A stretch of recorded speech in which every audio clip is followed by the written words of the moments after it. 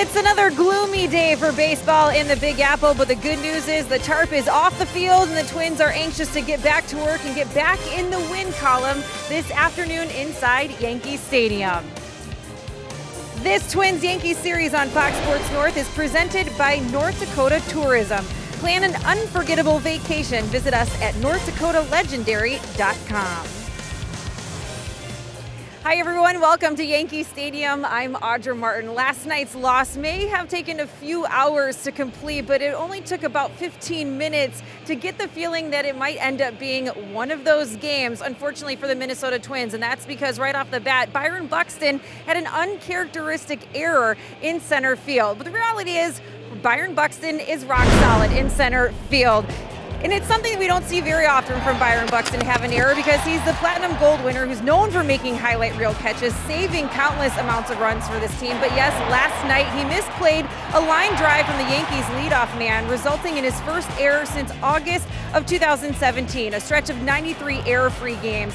He rebounded with 2 spectacular catches, proof he moved on quickly and learned from his mistakes.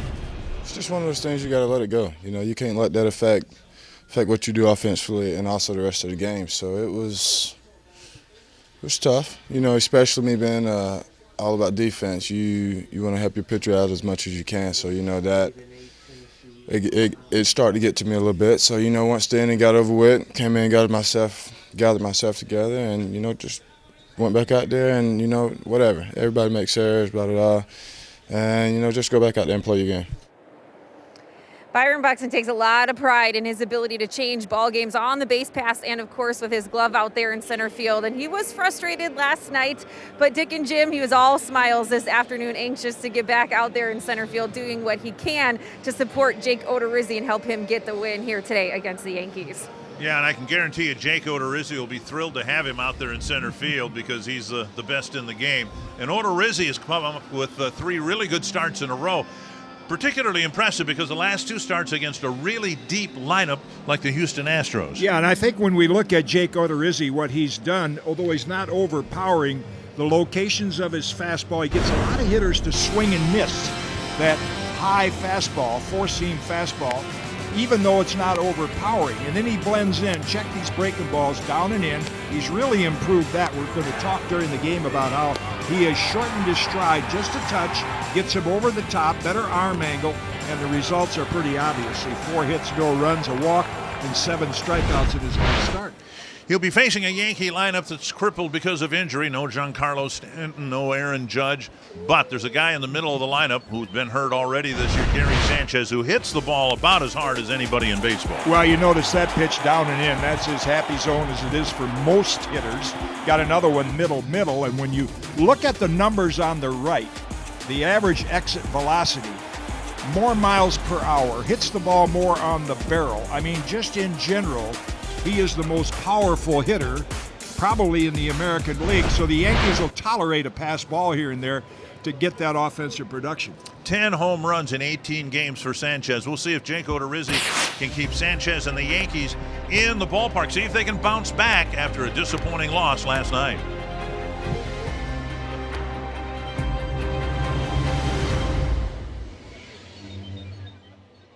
Fox Sports North is presented by Sanford Orthopedics and Sports Medicine for the everyday competitor in all of us. And by Northland Ford. Visit buyfordnow.com and your local Northland Ford dealer today. Sun's actually trying to peek out here in the Bronx with the Twins hoping to rebound from a disappointing loss last night. Audra Martin, Jim Kaat, Dick Bremer here for game 2 of 3. Another day game coming up tomorrow. And Rocco Baldelli has seen his team play a few stinkers this year, but in each case so far this year, they've rebounded with a really good game. We'll see if that's the case again here this afternoon. The Menards batting order for the Twins, similar to what the Twins put out there last night. Mitch Garver in the leadoff spot. Jorge Polanco batting second. Nelson Cruz. Eddie Rosario back in there. Marwin Gonzalez back in the infield. C.J. Cron, Max Kepler, Jonathan Schoop, and Byron Buxton. And today's starting pitcher stats brought to you by Home Furniture. We look at the season stats for Jay Happ, but similar to Jake Odorizzi, he has been much better than that 1-2 record in his last 3 starts, getting his average innings up. The league only hitting about $190 against him in the last 3. Left-handers hitting a little bit better against him than right-handers. We'll see whether the Twins can strike first here in game 2. Garver in the leadoff spot. And a fastball, strike 1. Garver, Polanco, and Cruz in the first.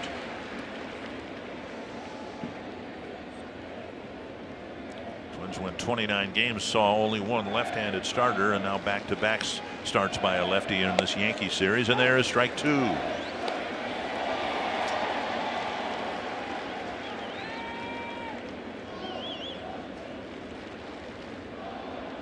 Garver hitless in the ball game last night. Twins didn't get much done offensively against Paxton in the bullpen.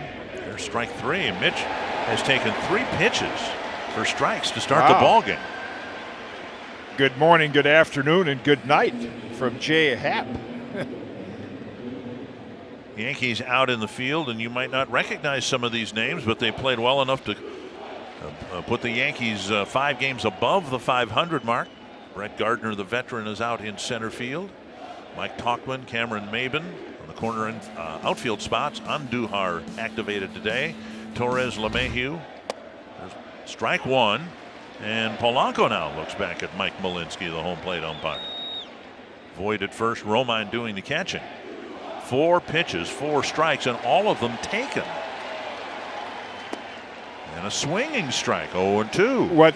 What Twins fans may be seeing with Jay Happ out there is what they see from Martin Perez. You see he's on the third base side of the rubber. All those pitches on the inside corner or inside, and that's, he throws that fastball and cutter or hard breaking ball. High and deep down the left field line to the corner, but foul. And that's completely different from years ago when pitchers were, and still the best pitch in the game is knee-high outside corner because a hitter has to reach farther to get that ball. But if you can command that inside corner in today's game, the way the hitters swing, I would say more of an upper body swing, get the bat out front. That's why you see pitchers leaning more toward pitching inside the right-hand hitters. 2 strikeouts on 7 pitches. 2 away. And almost all of those pitches, they're in a very similar location. Just like Martin Perez has done for the Twins. There's that Steve Carlton-like slider, if you want to go back to Hall of Famer lefty who had the gold standard along with Sparky Mile, who was a relief pitcher right here. And of course he depends, as all pitchers should, command of the fastball. Everything works off that. There's Nelson Cruz. Homered last night and has good history against Happ. Nothing but strikes from Happ. They're going to play the whole game with 1 baseball. Cruz hit a 2-run home run late in the ball game yesterday, and now another swinging strike.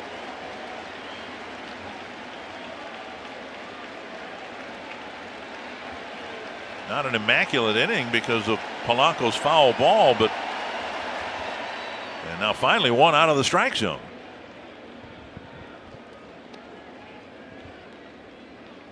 One and 2 to Cruz. 10 hits, 24 at bats in his matchups over the years with Jay Happ. And now 2 and 2. This is what I expected of James Paxton last night, but today the Yankees had to put him on the injured list. He was pitching with a balking knee last night, which is why we didn't see the best out of him. Tapper, right side, LeMahieu to first, and a clean first inning for Jay Happ.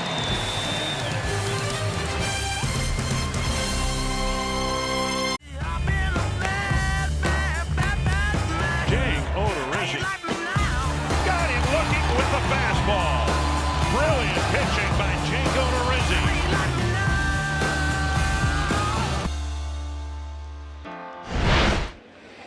Well, today's starting pitcher stats are brought to you by Home Furniture, and it's been pretty impressive for Jake Odorizzi the last 3 starts. So that's his overall in 6 starts, but much better. Still a overall great strikeout to walk ratio, 3-1 in the opposition, just hitting a little above 200 against him.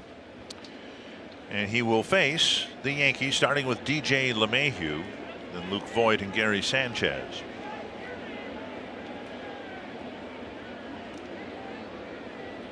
In his last start, 7 innings, 7 strikeouts, but the other 14 outs were a collection of some of the softest contact you're going to see in a ball game.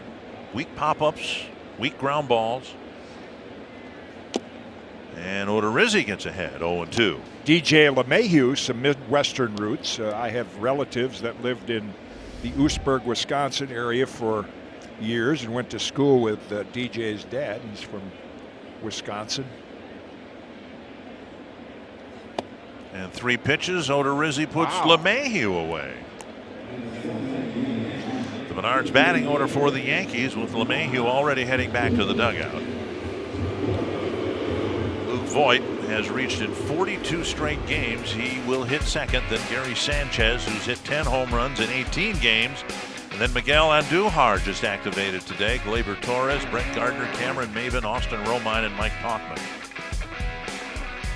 Yankees are playing good baseball, even though they've had so many injuries. And as Jim mentioned, having to put Paxton on the injured list this morning, they've won 10 of their last 13 ball games. A foul, strike 1. There's a good example of not being overpowering. I was talking to Paul O'Neill, who's here doing the telecast for the Yankees network, about all this miles per hour stuff and spin rate. He said the ball looks different coming out of certain pitchers' hands. It gets on you quicker than you anticipate. 5 pitches, 5 strikes for Odorizzi. Yeah. Making the home plate umpire's job easier today. All of them good solid strikes.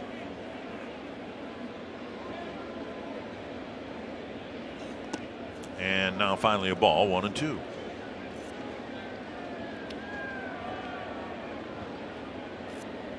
Odorizzi, last 2 starts against the Houston Astros, a total of 12 2/3 innings, a dozen hits, but only 2 earned runs. Now 2-2. And you saw in the lower left-hand corner of your screen something that's been used so much today, spin rate. Now, that looks like a lot of revolutions, but from the pitcher's release to the home plate, it's only about 15, 16 revolutions. But Jake is in the bottom third in spin rate, yet he gets a lot of swings and misses on that fastball. Fly ball, right center field. Buxton over a few steps. 2 down. And that'll bring up Gary Sanchez. Northland Ford defense with Buxton anchoring the outfield. Kepler in right, Rosario back in left. An infield of Gonzalez and Polanco on the left side of the infield. Scope and Crone on the right side. Mitch Garver doing the catching for the second game in a row. Gonzalez back in the infield after an impressive night in the outfield. Talking with Rocco Baldelli during his media session today about what we saw from Gonzalez. It was a lopsided Yankee win last night. Could have been much worse if not for 2 very impressive throws. But Marwin Gonzalez, who has had a lot of time in the outfield in his career, but not this year because of the injury to Miguel Sano. All his reps, almost all of his reps, have been in the infield at third base, and he came up with 2 perfect throws last night. 1 strike to Sanchez.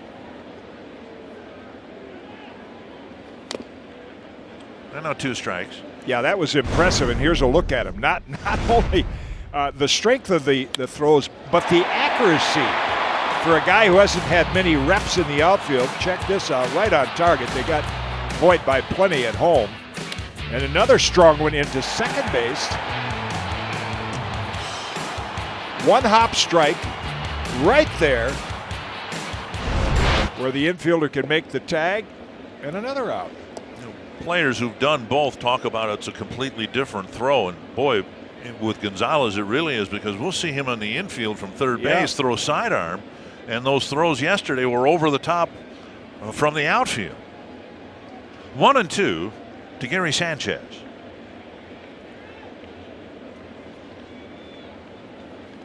And now 2-2. Sanchez the DH. 2 home runs last night. 3rd in the American League, even though he's only played 18 games. Now, he is a hitter. When you as a pitcher look at the lineup, you say, here's a guy I can spend some pitches on, because I have to be very careful. Up and in or low and away. Anything in the middle, he seems to get the barrel on. Pulled foul on the ground. You want to be economical, but you want to pick out the hitters in the opposing lineup that you may have to work a little harder and not give in to them.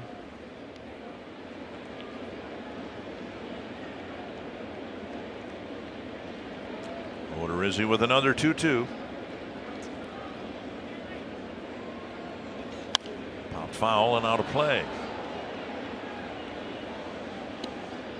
I think what helps Jake Odorizzi too is when you look at his motion. I followed Mariano Rivera here for years, of course, and I called it effortless power. It's like he didn't seem to be expending a lot of energy, and I think that's why the ball gets on the hitter a little quicker also. He doesn't look like a Nolan Ryan, like he's reared back and thrown at 100 miles an hour. Making ball away, full count with Andujar on deck.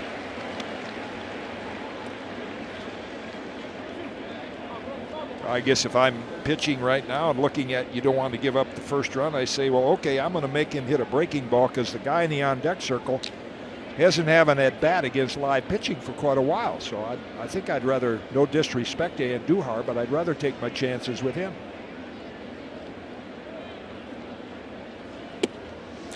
In his first 3 starts, and they weren't very good. Control was a big part of the issue for Odorizzi. He had walked 9 men in his first 3 starts. Weather was an issue, of course, in at least one of them, and he's really done a nice job limiting walks ever since. Yeah, and I think the Yankees are glad to have this guy back in the lineup. 28 games, second in the Rookie of the Year last year. Known more for his bat than his fielding ability, which is why he's hitting cleanup. But back in the lineup at third base after dealing with a shoulder issue. And now Odorizzi misses ball 1.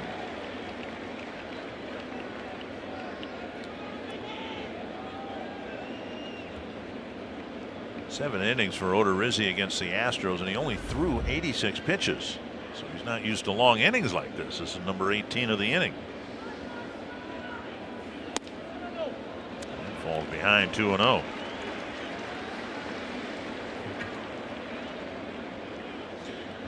He's dealt in some adversity in that he's had to pitch in some miserable weather, but not today. Temperature's about 60 degrees, a very pleasant early May day here in New York.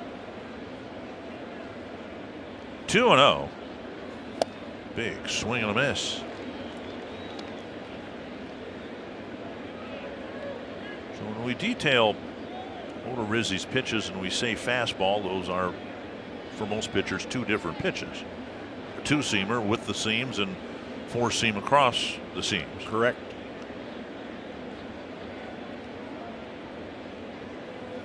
Poke foul 2-2. There's really only one seam on a baseball.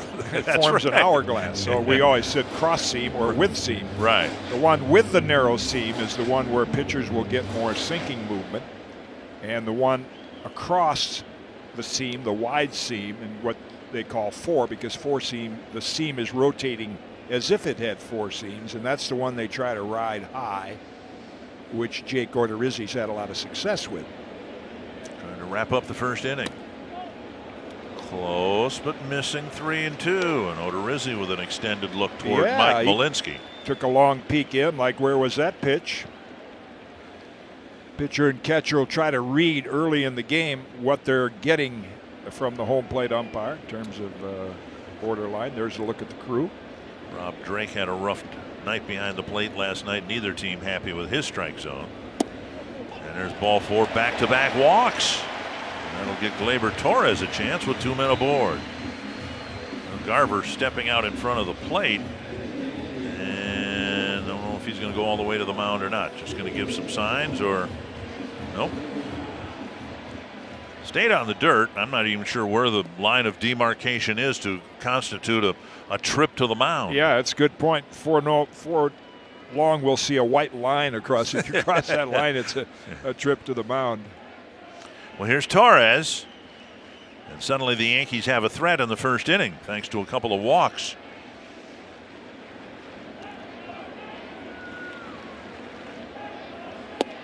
On the outside corner, strike one, and Torres reacts disapprovingly.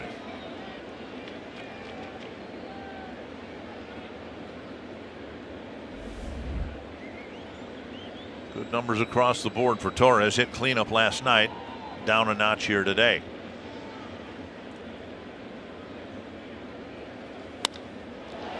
Polanco squeezes it. The Yankees leave two, and we have a scoreless first inning.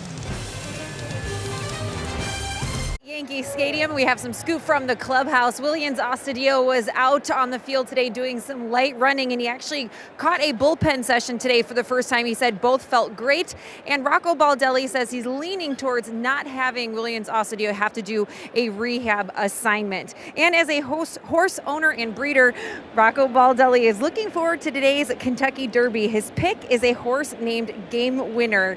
He also has two horses of his own, guys. One's name is Scarlet Fire. The other horse still does not have a name. So I told him I would ask for some suggestions and report back to him. So if you got anything good, let me know. Well, thank you, Audra. And you've got your Kentucky Derby tie on today. Oh, yeah. I always wear this on Derby Day. Slapped to third off the foot of Andujar into left field.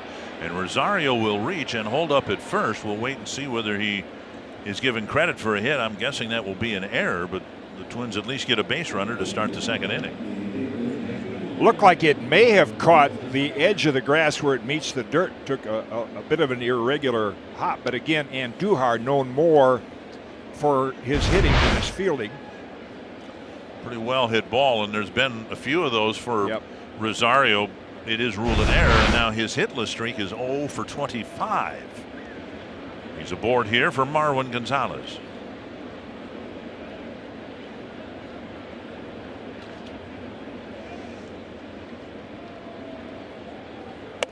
Pitch is up, ball one. So Rocco is a front runner now that Omaha Beach is scratched because of a throat injury, and Game Winner will be the favorite. I hope for a horse named Code of Honor. Okay. But it's a wide open race, not a lot of speed in it.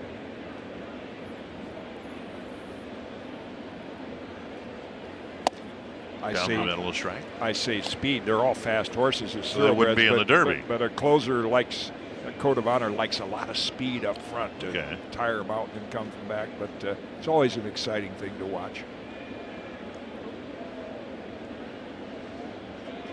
Gonzalez's average creeping north toward the 200 mark. Down and in. 2-1.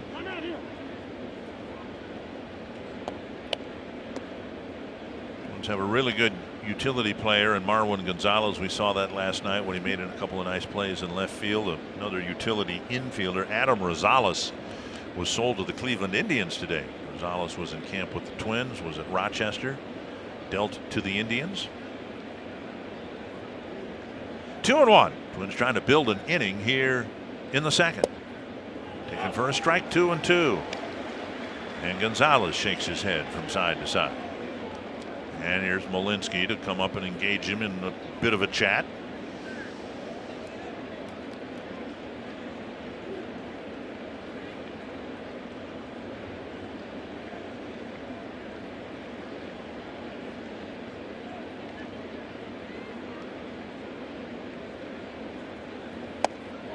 Just missed. So you've had a little discussion with the umpire, and then you take a close pitch like that. Yeah, neither hitter nor pitchers are thrilled so far with the strike zone. And see, now when you see that pitch caught, it looked like it was low, but when it went across the plate, the strike zone has depth. Right. 3-2. Rosario stays put, and the ball hit to left. Tauchman is over, and he makes the catch near the edge of the track. Rosario bluffs a tag. Good thing he didn't go. Nice throw from Tauchman one way. Bring up Crone. You can join the entire Twins team at Top Golf for the inaugural Swing for the Kids Classic presented by Caribou Coffee, Monday, June 10th. Don't miss your chance to tee 'em up and hang with the entire Twins team, coaches, alumni, broadcasters, and more. Golf bays are available now, and all proceeds will benefit the Twins Community Fund. Sign up at twinsbaseball.com/swing for the kids. Here's C.J. Cron.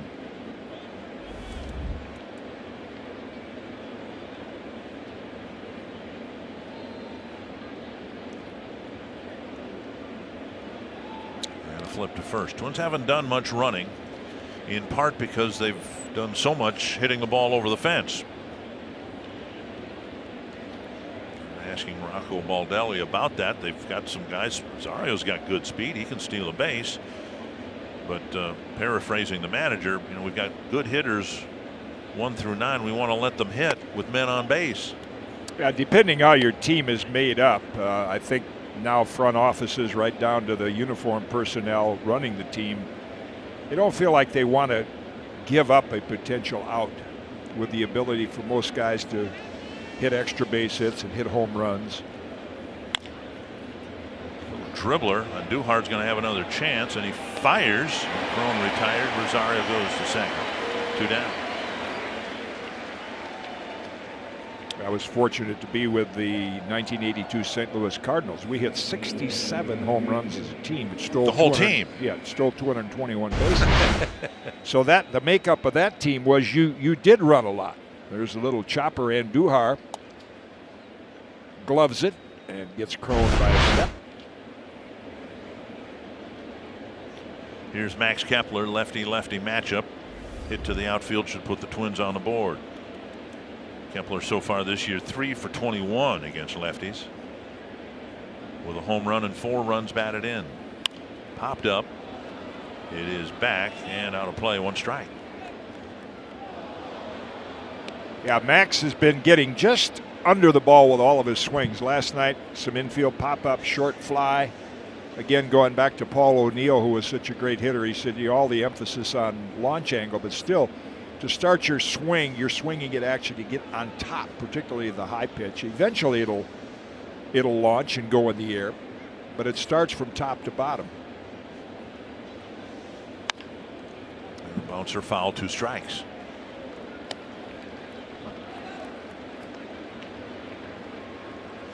You can see the splits for Kepler. Remembering that last year he hit lefties better than righties. But again, the Twins haven't faced much left-handed pitching. Nice to see that he's got a home run from this side of the plate.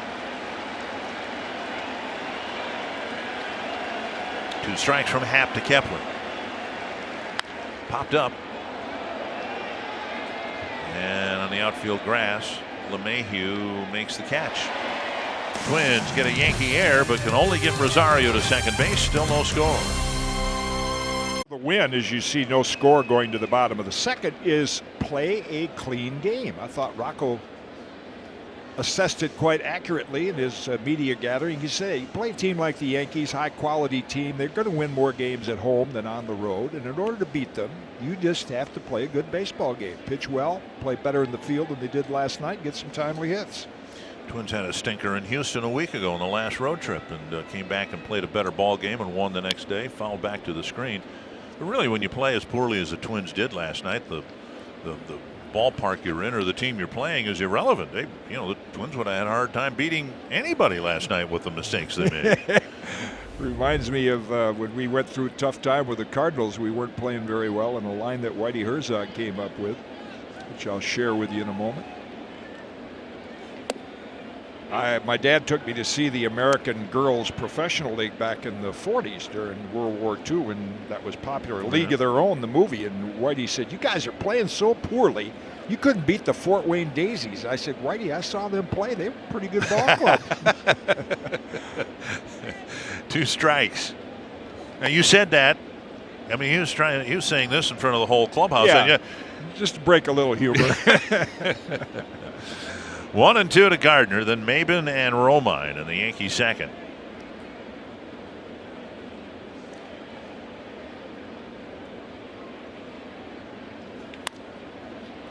Roll to the right side, scope quickly to Cron, 1 away.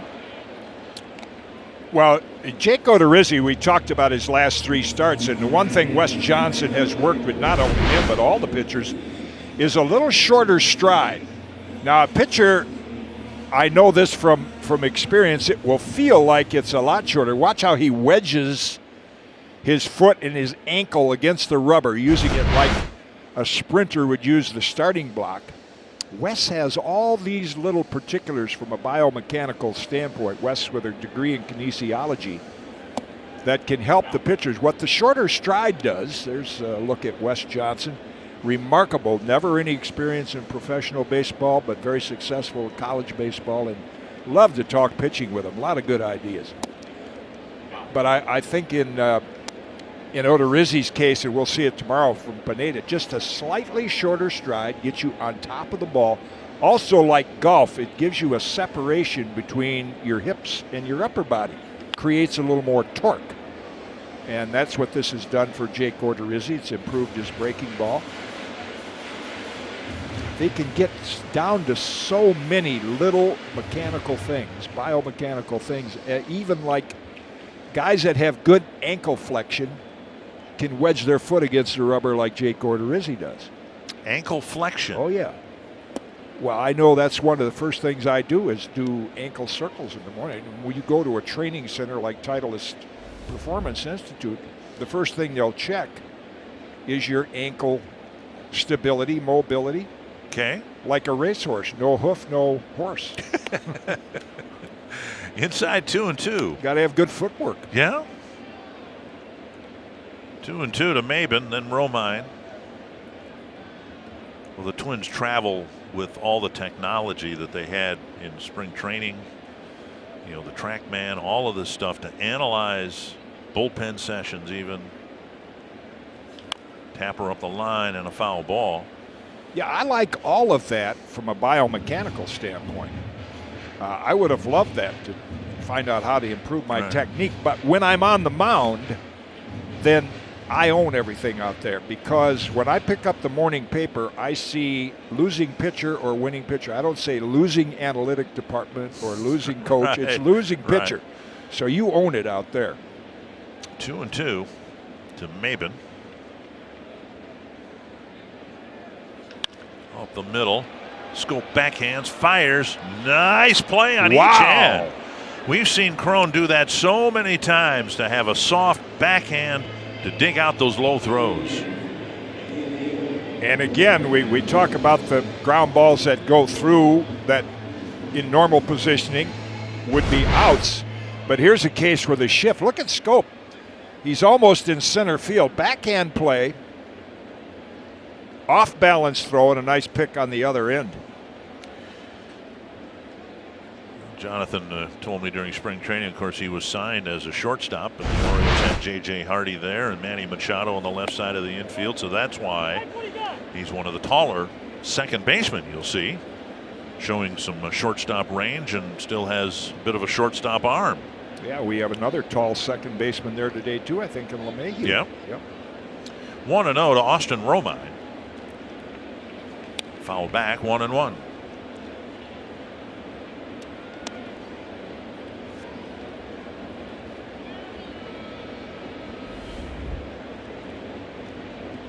Rizzi got the first 2 outs of the first inning, then wobbled a little bit, issuing a couple of walks, hoping for a cleaner second inning. Foul back, 1-2. Because now you're working against the bottom part of the order. The guys are hitting like 212. I mean, maybe just a few at bats is up there. Buck 74, the number 9 hitter. So you want to get through this inning to make up for the long this inning to make up for the long first inning you had.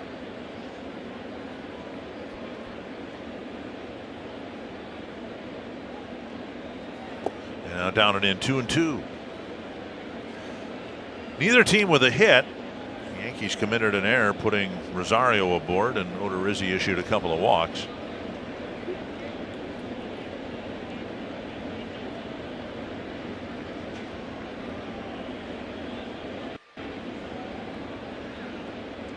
Two to the Yankee catcher.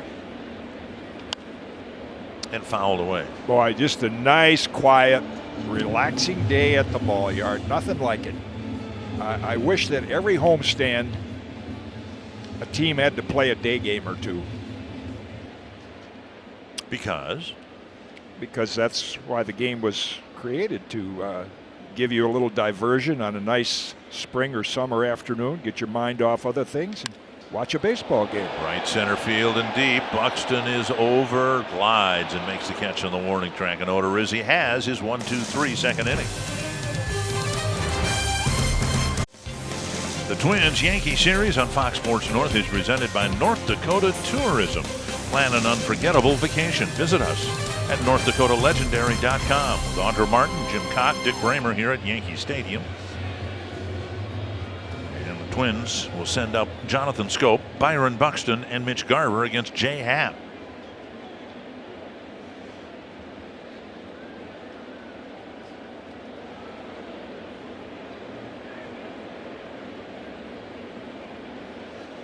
Schoop swinging the bat well and looking much more like the second baseman he was 2 years ago with the Orioles, rather than the disappointing season he had last year, split between Baltimore and Milwaukee.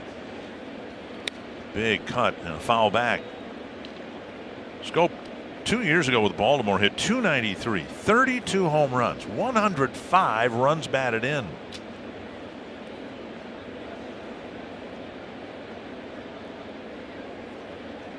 Inside 2-1. And of course, in baseball, you have to factor in where the player played. Right. Like other sports, we know Camden Yards is a hitter's paradise, getting the ball in the air. So you're going to have a higher home run total there. And his former teammate, J.J. Hardy, may be the best example of that. When Hardy was with the Twins, he looked to be, as he was with Milwaukee, an 8 to 10 home run a year guy. Then he goes to Baltimore, and now it's 20 to 25. Sure. 2-2 to Schoop, the leadoff man here in the Twins' third. Happ pitching on 6 days rest. Ooh. And he hit Schoop from the bicep area, I think, and he'll take first base.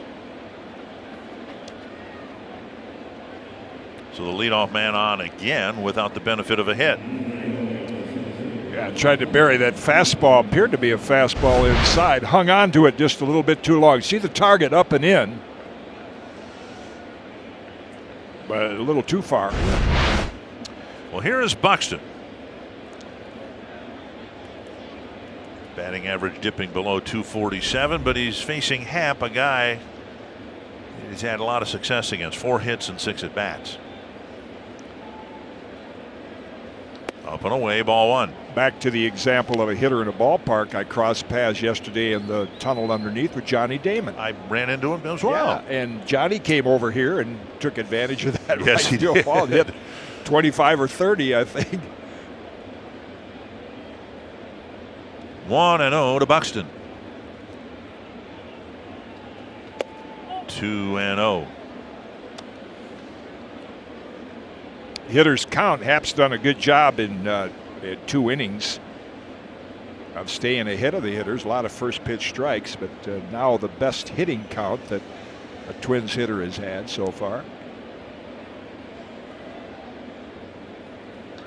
Tapped foul. 2-1.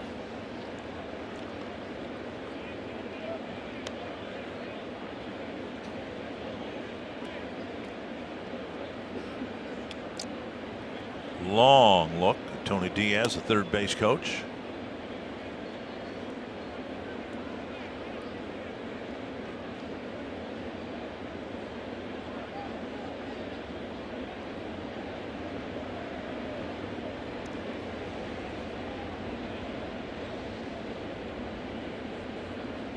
Big pop-up right side of the infield.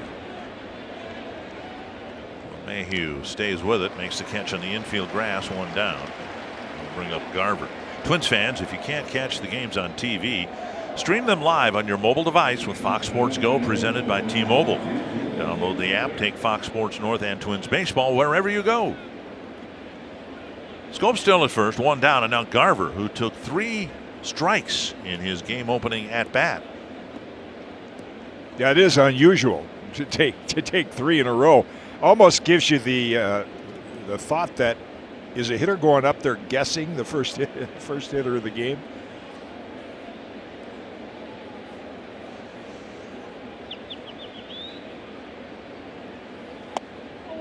And he takes low, ball 1. Other thing I like about mentioned day games. I remember when my dad took me the first one, 1946, Briggs Stadium, Detroit.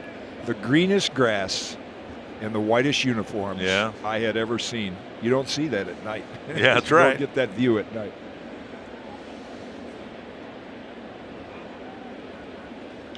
Fouled away 1-1. I tried to explain that experience on one of our earlier telecasts.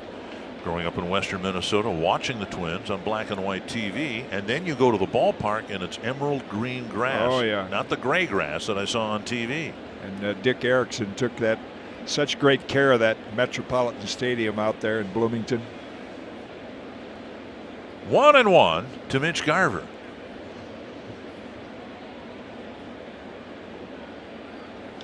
That's hit to right field. Hit pretty well. Going back is Maben at the wall.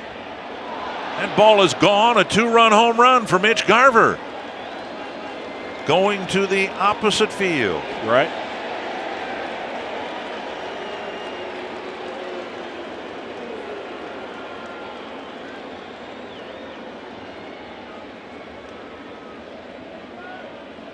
I think if you were in the dugout and asked Mitch Garver, did you get all that one? I think he would have thought that's just a little lazy fly ball. What the indication is if you watch the right fielder, Cameron Maben, he just drifts, slowly drifts. That gives you the thought that the ball is really carrying. Of course, there's a lot of discussion this year about home runs being up because of the ball. Major League ball stitches a little lower, seems to be a little harder. AAA is an example. They went to the Major League ball opposed to the one they used last year, and home runs are double. Strike one to Polanco. That's hit hard to center field. Gardner's going back. Still going back. Reaching up, pulling it down on the edge of the track. And the Twins hitting the ball hard here, second time through the order against Happ. Yeah, we talked about coming into Yankee Stadium where in general you hit a lot of home runs, but opposite field home runs here. I think that's 72 now since the beginning of 2018. That's by far the most opposite field home runs of any park in baseball. There's Nelson Cruz. He pulled a home run yesterday. Bounced out to second his first time up today. Big swing and a foul. I was kidding Aaron Boone yesterday. I said, have you ever measured how far that is out to the W.B. Mason sign? He kind of grinned and said no, but it's not. Doesn't appear to be much longer than the 314 down the line. Inside 1-1. And as you pointed out last night in the old Yankee Stadium, it bellowed out a little bit once it got to the gap.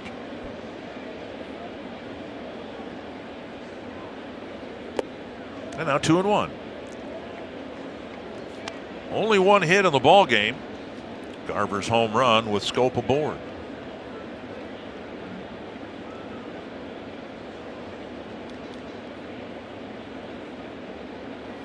Very high, 3-1. Rosario on deck.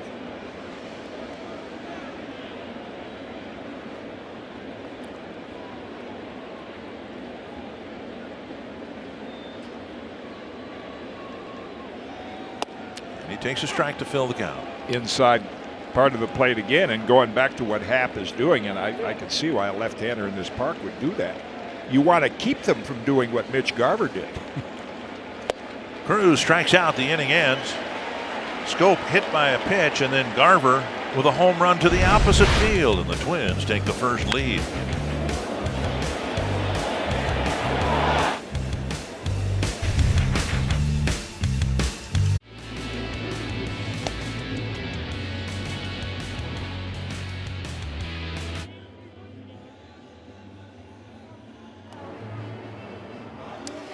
Twins have the lead over the Yankees with Jake Odorizzi going back to work. And Monday night, we saw Jake's best outing of the season against the Astros. We also saw more emotion from Jake than we typically see from him out on the mound. I asked him about that earlier this week, and he said, yeah, I didn't really do a good job of hiding that, did I? He said, it was just one of those games you can't help but show your excitement. The way things were going, the game plan working so well against a team twice in 1 week. But he said the other big thing was vindication. Not that he felt like he had to prove anything to anybody else, but he wanted to prove to himself that all of the hard work he put in the offseason was worth it. He says when you're making those trips to the Florida Baseball Ranch, working with analytics strikes, you can't help but wonder, is this all actually going to pay off? Is it going to work? And if it doesn't, then what? Then what do I do? How do I start over? So the fact that he's had these 3 straight wins, he says, feels really great. And when you ask Rocco Baldelli, he loves seeing that emotion. He says, I know Jake, he doesn't waste emotion like that. So if you see it, you know he's feeling really good on the mound, guys. 1-1. Thank you, Audra. Swing and a miss, 1-2. And one thing we've noticed from up here, when he misses, he doesn't miss over the middle of the plate. He's pitching to the frame of the strike zone. The pitching lanes, the outside 3 to 4 inches of the plate, those are the pitching lanes. You get that in the middle 8 or 9. And a strikeout. Garver hangs on to a foul tip. And Audra's point about Jake and emotion, I think that's a thing that's changed in recent years, and I think for the better. You know, we were always told you didn't show that emotion, you didn't want to show up the other team, but I think now, as we look at this sequence of pitches, all about 93, 92, and in the same spot, and that's what you want to do to a number 9 hitter that's hitting $174. Just go right after him. Here it is. Hit it if you can.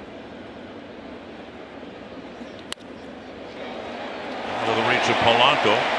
Base hit for LeMahieu. And the Yankees get their first hit in the 3rd inning.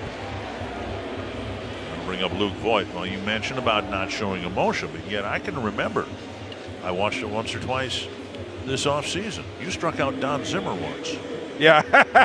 And showed some emotion. Well, I think with good reason. My good buddy Zim, he told me, he said, you knew if you throw me a breaking ball anywhere, I was going to swing at it. And, of course, that was the last out of the 2-1 win that clinched the pennant for the Twins in 1965. So I think we all showed a little emotion that day. Here is Voigt. Hit a fly ball to Buxton his first time up. Again, he's reached in 42 straight games. Poked foul. Yeah, I think with emotion, what is accepted in today's game is the spontaneous, like Jake Odorizzi, instead of the choreographed, dance and do a 360 and all this kind of stuff. That's what I think really is the players. Even the players might see that as unprofessional. You would put that on a parallel then with bat flips, right? Or no? Yeah, if it's not emotional. I mean, the one Batista did in Toronto, I can understand you're wrapped up in the game and you throw it like that, but I've read where some players want to actually develop a style of bat flip. I don't care for that. 1-1 to Voigt.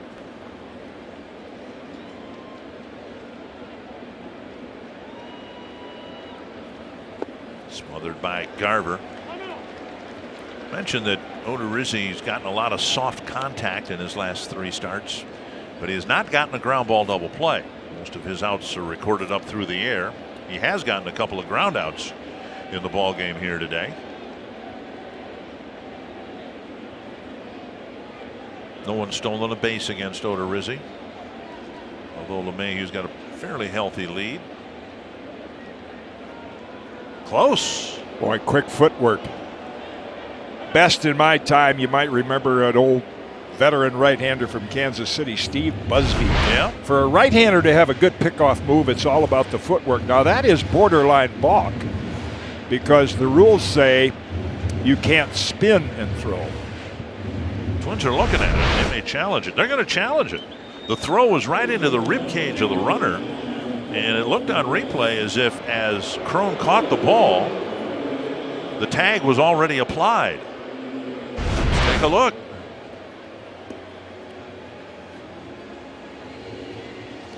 Yeah, I think what the Twins are saying, that Crone's glove brushed across the back of LeMahieu before he got his hand in. But again, that quick footwork and turn, I know a lot of managers that would be contesting that and say that's a spin move. You have to noticeably step toward third and throw the ball unless they've all of a sudden decided to allow that. Well, I don't know if that's going to be overturned. Yeah, it almost Twins taking a chance here, trying to get LeMahieu off the bases. First challenge we've had this series. Yeah. And they're looking at it right now south of here in Chelsea. Yeah, and about maybe next year, all of Major League Baseball will be under one umbrella there in the middle of Manhattan near Radio City Music Hall. See what the call is. Out. Wow. A successful challenge, and LeMahieu has been picked off. Assist to the videographer. Yep. Nate Dahman doing those duties now for the Twins. Good pick. So that takes care of the base runner. 2 down, and the count to Voit is 2-1.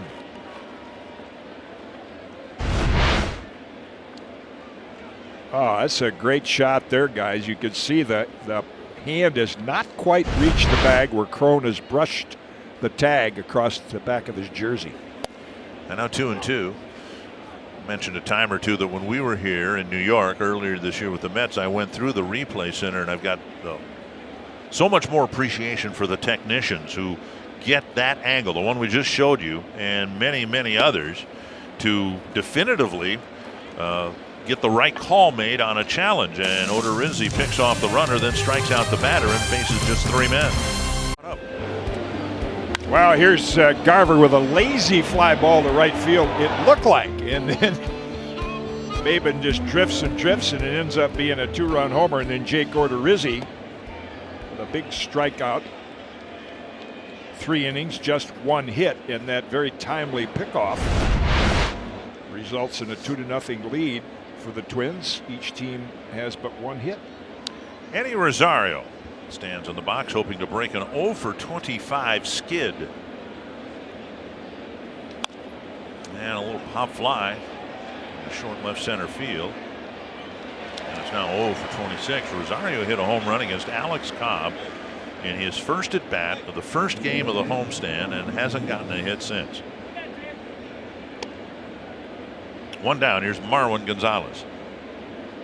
Quite a contrast in watching last night's game as in terms of the pitchers operating. Both Happ and Odorizzi, a lot of first pitch strikes.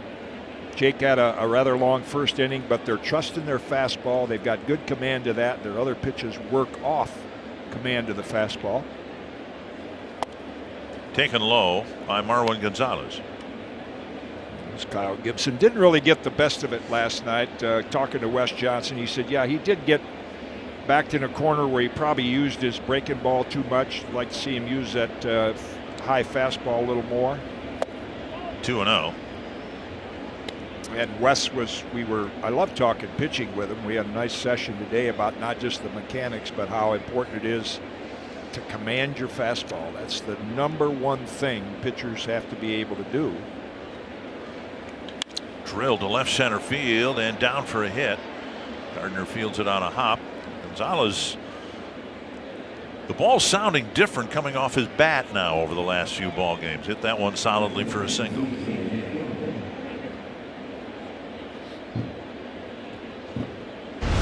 Well, the first thing we look at is the location of the pitch, and you can see that move back across the middle toward the barrel of the bat. And again, the Twins, not the kind of team that you see go up there and try to swing for the fences and launch it up in the air. They're using the whole field, making solid contact. Well, you don't have to be very old at all to know that the Twins need to add more runs here. The Twins have had some terrible success in this ballpark. A lot of awful things have happened late in the ball game. You could argue that the awfulness started early in the ball game last night. Here's Cron tapping one to third, and then Duhar fires. Cron retired again on a ground ball to the third baseman, and Gonzalez advances to second. So Twins would be advised to keep trying to add on some runs here because offer a little more comfort to everybody in the late innings. 14 out of the last 15 that they have. Is that here at the stadium? Yes, yeah. Well, and again, like Rocco pointed out, hey, they're a good team. Yeah. And most teams are much better in their home park. And he wasn't here for any of the Twins' futility in the past. Neither was Nelson Cruz, Marwin Gonzalez, C.J. Cron, Jonathan Scope, and the other guys have only been in the big leagues for a couple of years. So going back to the struggles 10, 15 years ago really is irrelevant because nobody on those teams back then is still with the team. It's like the Yankee Red Sox rivalry now. The fans really are they're cheering for the laundry.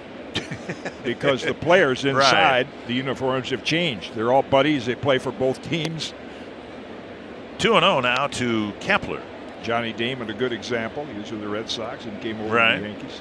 Another good hitting count for Max, and we've seen his at-bats now. A little too much soft contact in the air in his at-bats so far. That's exactly what happened in the second inning. Same situation. Rosario was at second with 2 down.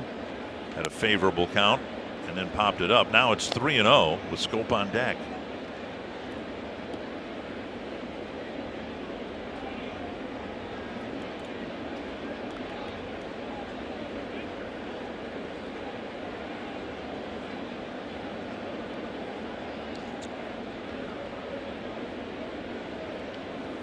And a 4-pitch walk fills first base. 2 aboard now for Schoop.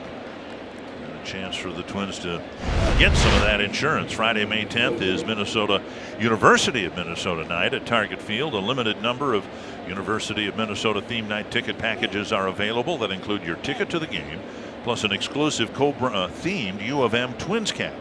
Go to twinsbaseball.com/U of M. Learn more about the University of Minnesota theme night offer. Well, here's Schoop, hit by pitch, scored on the Garver home run.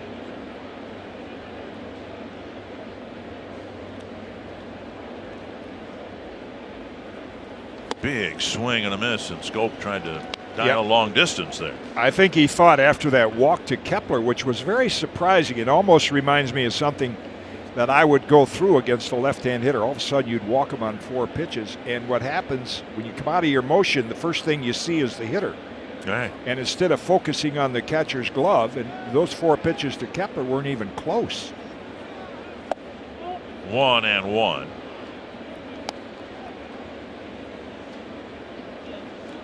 Happ approaching 60 pitches, about what you would expect this deep into the ball game.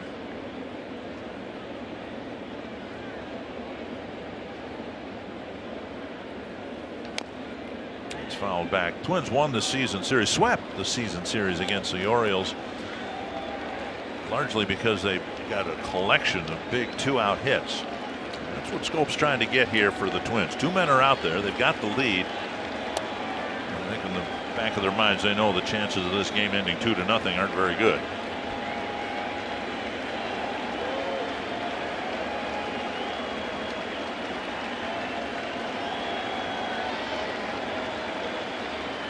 That's hit to right. Going back is Maben to the wall. And he caught it. He took a 3-run home run away from Jonathan Schoop.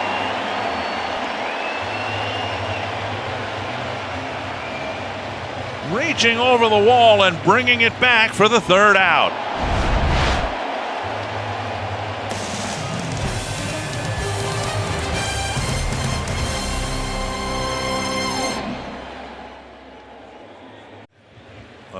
Brought over from the Cleveland Indian organization out of their minor league system with a big catch. Wow, and it's good to have a tall outfielder in this bandbox of a right field. 6'3", and Maben plays like a small forward, rebounding, well-timed, and reaches into the stands. Couldn't get the one that Garver hit, but he did take that one away from Jonathan Schoop. Nice play. Key spot, and instead of it being 5-0, it's just 2-0. Sanchez will lead off the 4th for New York against Odorizzi. And a first pitch strike. Odorizzi struggled through the first inning, but he's faced just 6 men over the last 2. The pickoff helped in the 3rd inning.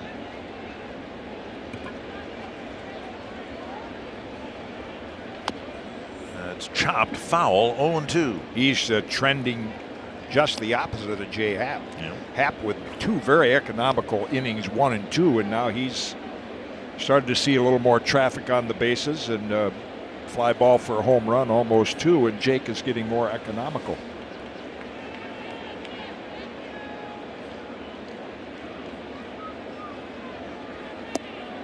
Checked his swing. 1-2. Odorizzi, of course, pitching Sanchez carefully.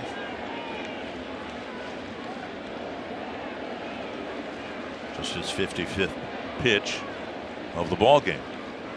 Almost half of those came in the first inning. 2-2. Yeah, I really like that motion looking from up here at Jake Odorizzi. It's noticeable, even though it's just maybe an inch or two, that it's a shorter stride. It gets the arm up above his shoulder higher where the plane is going from 12 o'clock to 6 o'clock. And most of his pitches, as you mentioned, because of that arm angle, are not way inside or way outside. They might be low or high, but he's always within the confines of the plate on a consistent basis. 2-2 to Sanchez. And now full count with Andujar on deck. Both Sanchez and Andujar walked in the first inning. Walked him on a 3-2 high fastball the last time. See if they change their pattern this time. Drilled foul.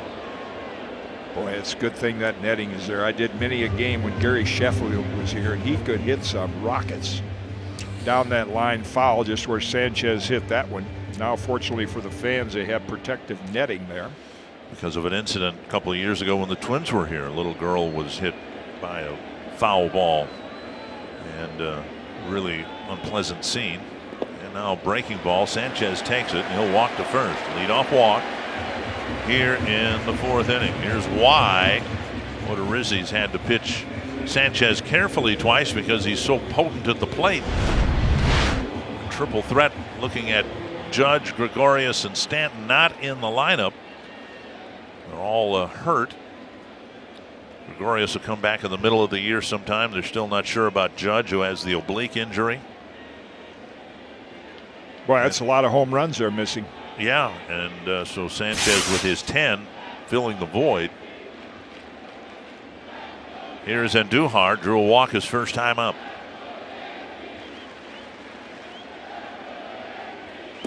And Odorizzi misses.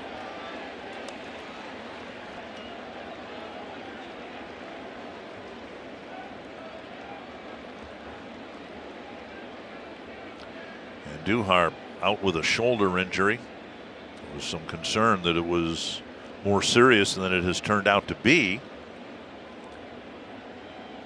Popped up short right field. Crone going back. Kepler coming in, and it is Crone who makes the catch. He's been so good at those. That was not an easy one. He was fighting the sun, a little bit of breeze, and the fact that Kepler was back by the warning track. Yeah, I'm sure on the Twins bench there was a little uncertainty as they saw three guys converge on that ball. It looked for a minute like Kepler might have the best shot, but he had to come a long way from right center field. Another look as the ball off the end of the bat. Crone now with his back to the infield, then turns around and makes a nice play. Here's Torres, hit a line drive to Polanco his first time up.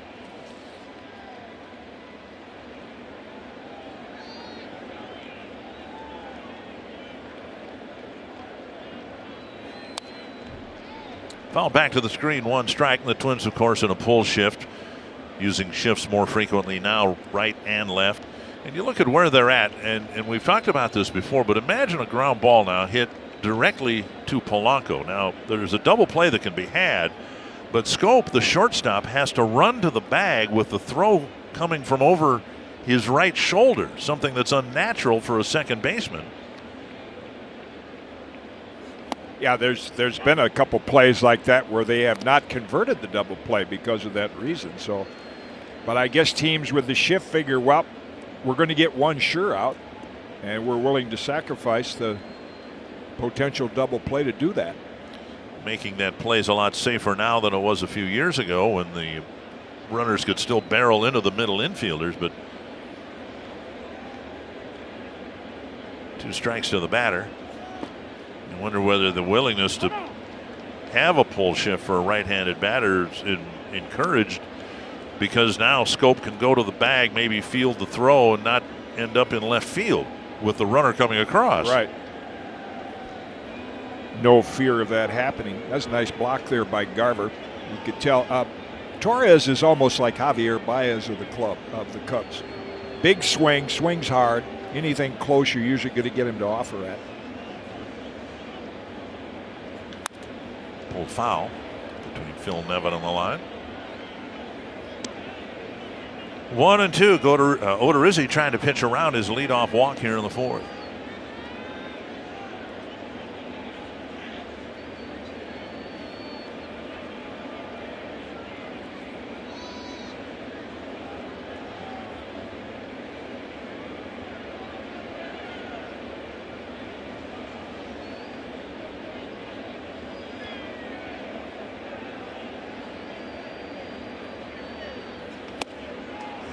Fastball gets him. Yeah.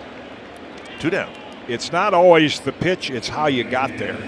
You know, like if he threw 3 consecutive fastballs right there, maybe Torres would catch up with it. But the fact that he maneuvered around the corners, and then there was that spot where the pitcher and the catcher say, now I can get him on that high fastball. Garver was set up really low, and then the pitch was up high. When I see the miles per hour at the break, I don't know if that was actually a 4-seam or a cutter that didn't break that much. But anyway, it was in a good spot. Got the strikeout. Here's Gardner, and there's strike 1. We've seen 94 miles per hour, so that was not the 4-seam fastball that struck out Torres. Yeah.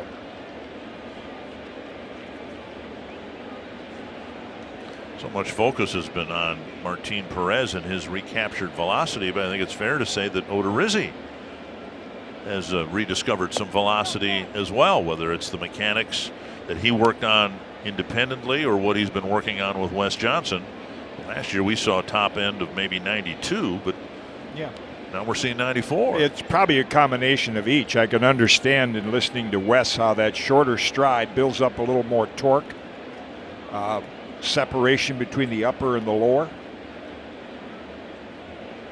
1-1. Missing inside.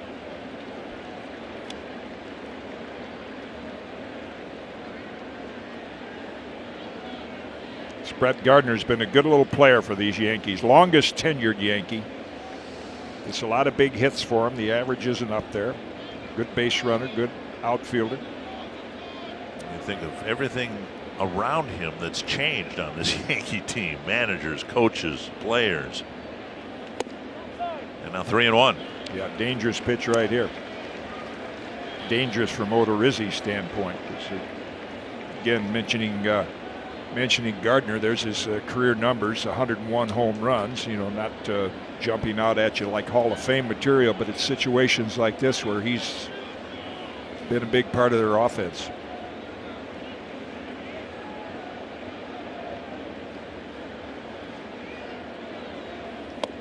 Missed outside, and 4 walks in 3 2/3 innings from Odorizzi. The Yankees have just 1 hit.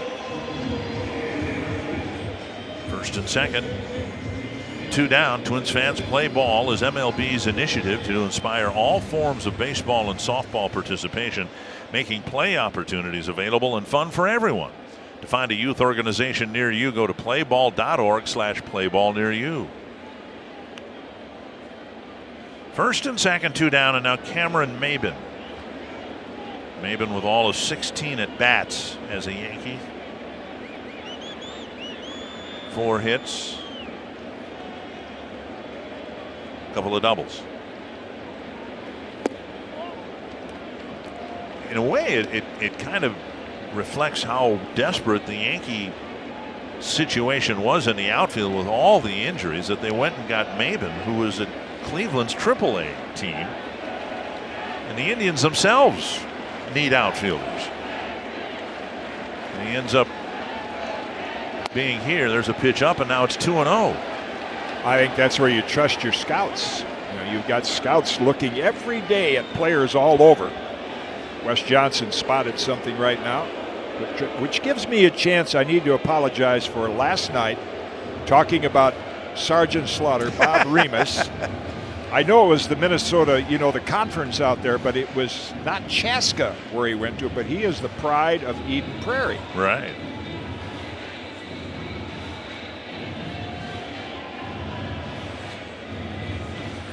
Well, let's take a look here.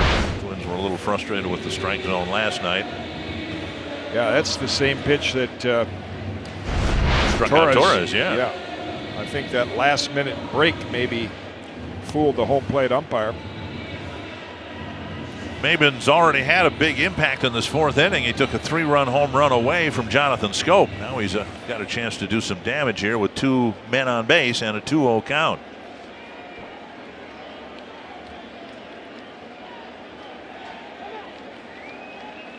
Odorizzi was getting set, and now Maben wanted time.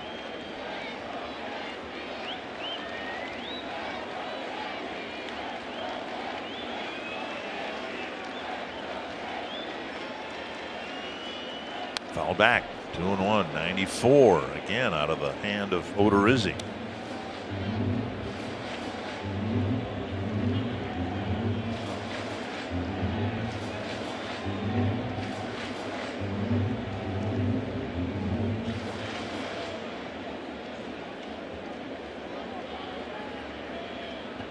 '74th pitch of the afternoon for Odorizzi, with just 11 outs recorded.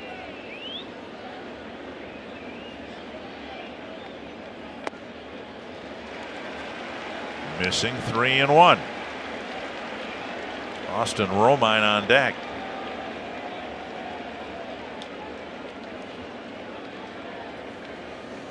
Again, in his first 3 starts, he walked 9. In his last three starts, only 2, but 4 here this afternoon. On the outside corner to fill the count. Runners will break early. Sanchez from second, Gardner from first.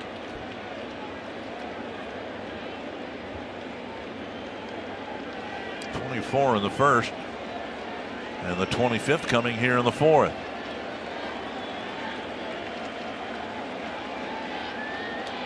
Stands to reason, I guess, you walk a couple of guys each inning, your pitch count's going to run up.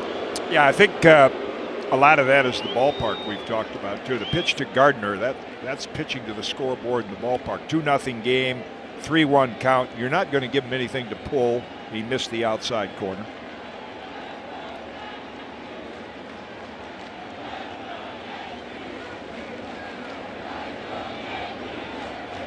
On the outside corner, he came back to strike him out. Buzzed a 94-mile-per-hour fastball on the outside edge, and the Twins still lead 2-0.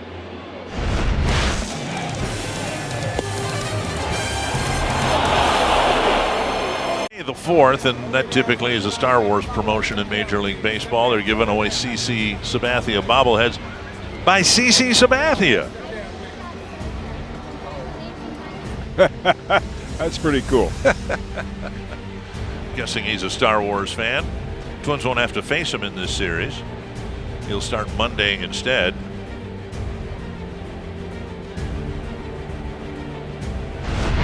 Well, let's check this last pitch out, Dick. And as much as Jake felt maybe he got a couple taken away, he gets the benefit of a very borderline pitch right there to end the inning. Credit the catcher, because they're coached on how to do that. Try to steal a strike in a key spot for your pitcher. As Buxton popped up his first time up. 2-0. And he gives a home plate umpire, he being Jake Odorizzi, gives a home plate umpire a difficult task because he's around the plate. He's so close even when he just misses. So you're going to get some, and you're going to get some taken away. A strike.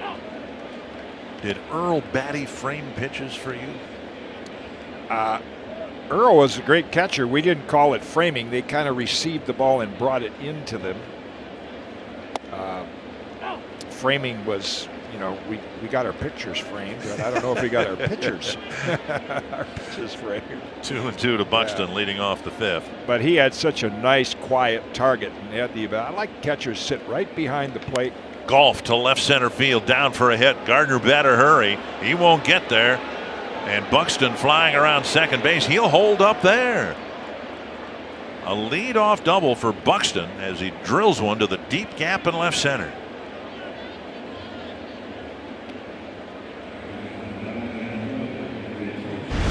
'13th double of the year went down and golfed it. Instead of low and away, it was low middle. Just Byron just drops the barrel on it, and wow, look at him fly. He had triple in mind from step one. Made the big wide turn at second, said, no, with nobody out, you don't want to make that first out at third. Tied for the league lead in doubles now with Ryan Healy of Seattle. Here's Garver, homered to right field his last time up. Pulled to the hole and through. Buxton had to wait for it to get through. He'll be held at third. And Garver has his second hit, first and third. Going back to Buxton, I only saw Jackie Robinson run on newsreel footage, but Jackie Robinson's hands, as you get another look at the single by Garver, Jackie Robinson's hands and arms were moving about as much as his legs were. Sure, like a sprinter. Yeah, and Buxton's kind of got the same thing going. A lot of arm movement in his running stride. Big spot here for the Twins now. First and third, nobody out. Polanco at the plate, lined out to center field his last time up.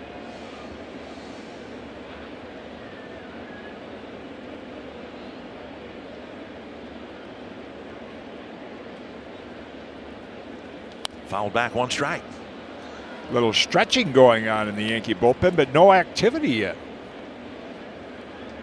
66 pitches for Happ.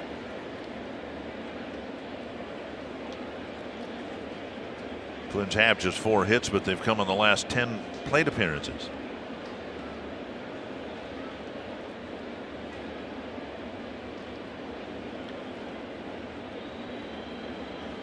Taken low, ball one. This is where Billy Martin would love this play. First and third, nobody out. You give the hitter a pitch or two to swing, and then you push a bunt. Look at that area between the mound, the second baseman, and the first baseman. You just push a bunt that way. Got a really good chance of getting a base hit as well as getting a run in from third. Instead, a hard ground ball right to the second baseman. And it'll be a double play. A run will score. It's 3-0. Polanco hit it hard, but right at LeMahieu.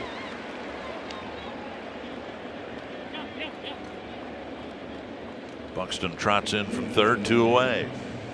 Yeah, something that each team can be happy about. The Twins happy they got a third run, and Aaron Boone probably happy that he got a double play, 2 outs, and get an extra inning out of Jay Happ. So if the Twins are going to have a big 5th inning, they're going to have to do some 2-out hitting, starting with Nelson Cruz, 0 for 2. Bouncer to second, and a strikeout. Pitch is up, ball one.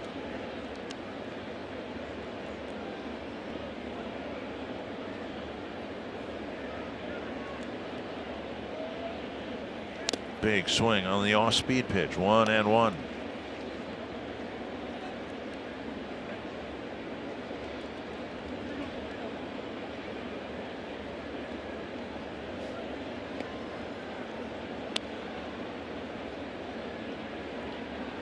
Cruz with 20 runs batted in 30 games. He hasn't played in all 30. In fact, he hardly played at all in the interleague series through Philadelphia and Citi Field. But just imagine 30 games played for the Twins. He's got 20 runs batted in, and he's not in the top 10 in runs batted in. He's on a pace to drive in over 100 runs, but right now he's not in the top 10. Pulled to third. Nice chest high hop for Andujar, and that ends it. The inning starts with a double by Buxton. The Twins work them around to score, and it's 3-0. Fox Sports North is presented by Chevrolet, the #1 selling brand in the Twin Cities, and by Grand Casino. The best stories start here. Twins hoping to rebound after a disappointing game last night. 3-0. Buxton led off the 5th inning with a double and scored. I've learned over the years, I don't think I've ever questioned a team or a player's effort, because I assume the effort's always there, but the execution sometimes isn't very good. Right. Twins didn't execute very well last night. I always think about so much emphasis now on the Twins bouncing back after a bad game. I think of a comment Clint Hurdle made a few years ago, the Pirates manager, that I got a chuckle out of it. They'd lost a tough game to the Cardinals in the division series, and he said, our team showers quite well after a loss. They wash it off. They come back. That was an accident yesterday. Here's the real thing today. Every manager hopes their team would be like that. 2 quick strikes by Odorizzi. Romine hit a warning track fly ball his first time up. 1 down, or for the 3rd out of the 2nd inning. 0-2 to Romine, then Tauchman and LeMahieu. 3 in a row and pretty much the same spot. That's just perfect to come back with 3 pitches and strike. And speaking of strikeouts, I didn't get a chance because the clubhouse was closed. I'll see him tomorrow. But hats off to CC Sabathia, 17th player, 3,000 strikeouts. His family was there, a lot of friends. He's such a popular guy with his teammates, and I think in all of baseball. Charlie Manuel, the former Twin who managed the Indians, first introduced me to CC when he was 19 years old, just coming up as a young draft choice. Ball 1 to Tauchman. And he's also in select company. My former teammate and our friend Jim Mudcat Grant wrote a book called The Black Aces. Black pitchers who have won 20 games. They missed 1 and 1. And CC is in that select company. You see it started with Nuke and old Sam Toothpick Jones, Gibby with 5 of them, Earl Wilson, Doc Gooden, and you see CC right ahead of David Price in that select group. Pretty impressive pitchers in that list. There's a strike in the outside corner. There's Karsten Charles. Sabathia announced that this will be his last year. 1-2 to Tauchman. And back-to-back strikeouts. Now that's impressive. Every game to a starting pitcher has a rhythm to it. And Jake Odorizzi's probably sitting in the dugout saying, hey, I got 3 runs. I got the number 8 and 9 hitter. I got to go out, shut down inning, get my team back in the dugout, get the other pitcher back on the mound. And he sure is off to a good start with back-to-back strikeouts. LeMahieu will hit 2 down and the base is empty.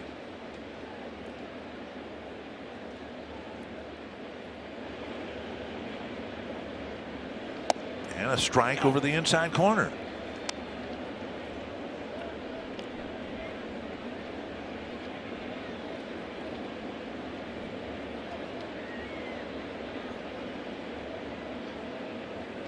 Wow.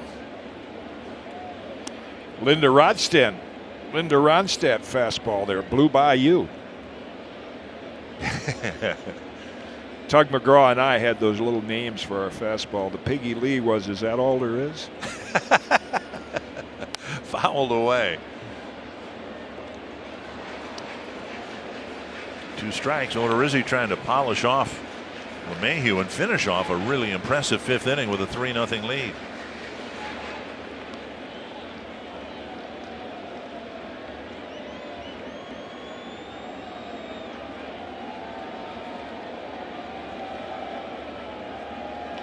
On the ground, backhanded by Scope.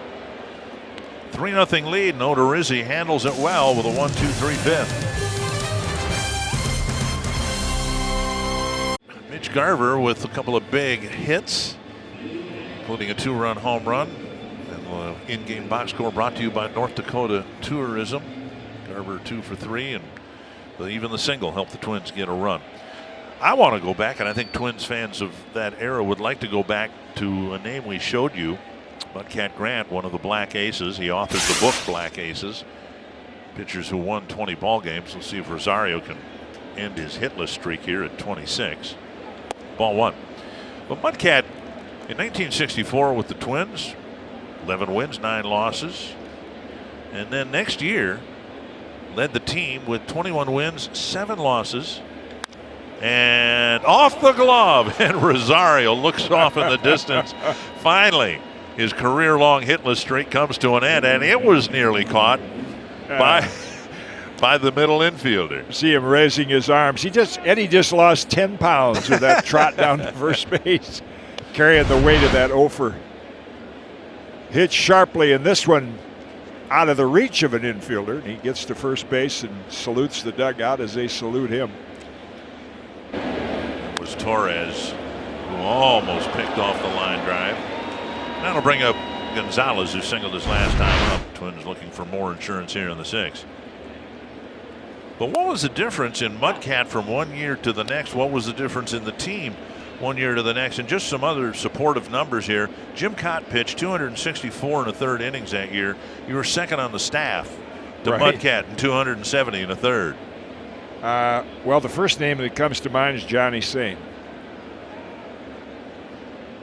One strike. And a ball chopped over the mound. And another double play. 2 down. Yeah, again, talking to Wes Johnson, and he was fascinated by the things that Johnny taught us. As Johnny, with one grip, taught us 3 controlled breaking balls. One which today you'd call a cutter, one maybe a slurve, and then a curve. And Mudcat picked up that controlled breaking ball. From Johnny. Yeah, that was Johnny's first year as pitching coach. And like Odorizzi today, short stride, got on top of the ball. He was just magical to watch that year. And Mud had a little rhythm to his windup. You know, he had some style. He had a little toe tap on the rubber, right? Yeah, a little Satchel Paige in there, I think. And man, he pitched some gems. 1-0 to C.J. Cron. So 2 ground balls to the third baseman Andujar. A high fly left center field.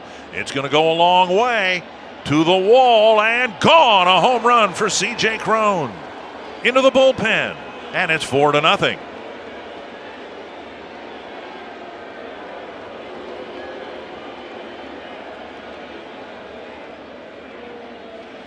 Cron, most of his home runs are laser shots. That one actually had some altitude to it.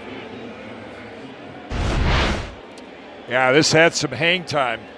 Again, middle of the plate, about 89 miles an hour. Check the side view of the swing, and I think CJ knew as soon as he hit that was headed for the bullpen. Boy, managers love games like this that are tight the first 5 and then get some tack-on runs. 1 in the 5th, 1 in the 6th, and now Kepler on a check swing has strike 1 rung up against him. We were saying before last night's game, you would think these 2 teams, they might hit about 15 home runs in a 3-game series. It took them a little while, but now the total's climbing. Outside 1-1. Sanchez had 2 last night. We've got 3 today, so 5.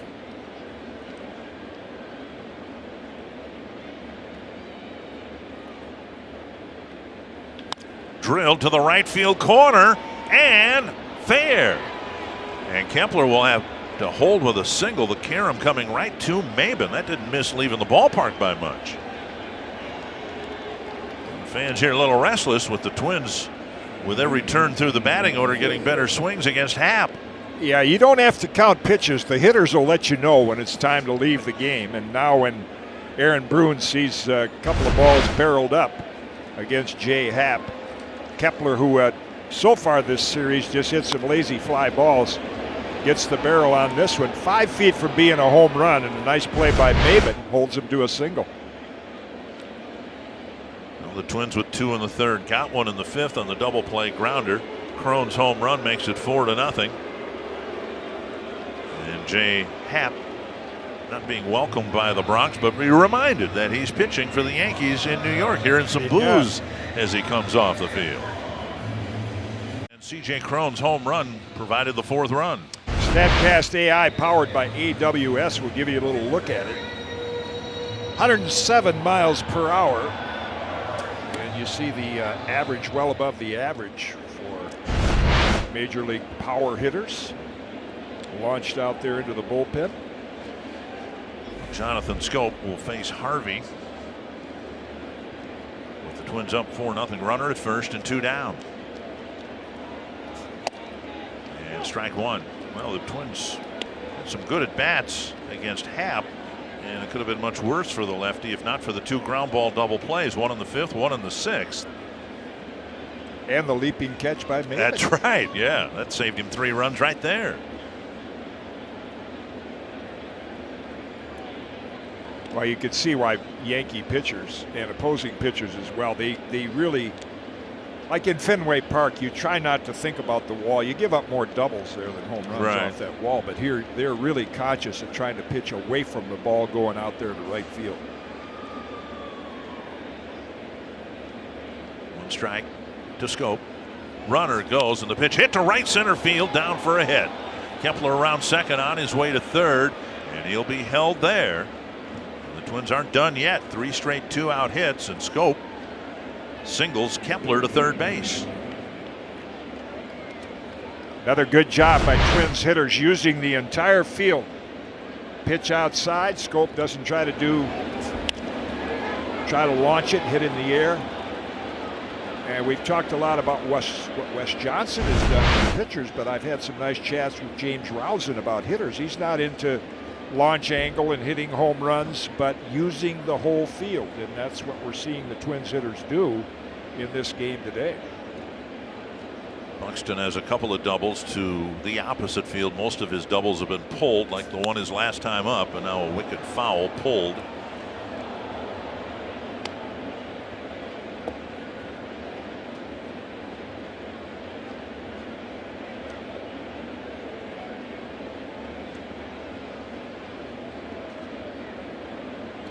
One strike to Buxton.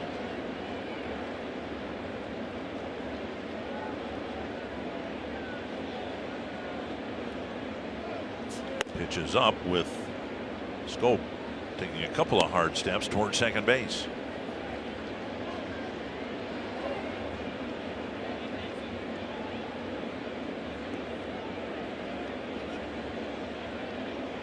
Sanchez, or excuse me, Romine giving signs in front of the plate in the event Scope takes off.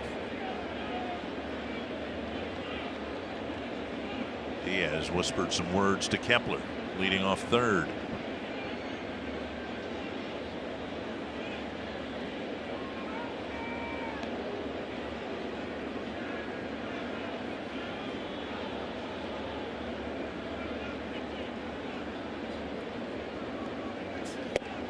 Down and away, 2-1.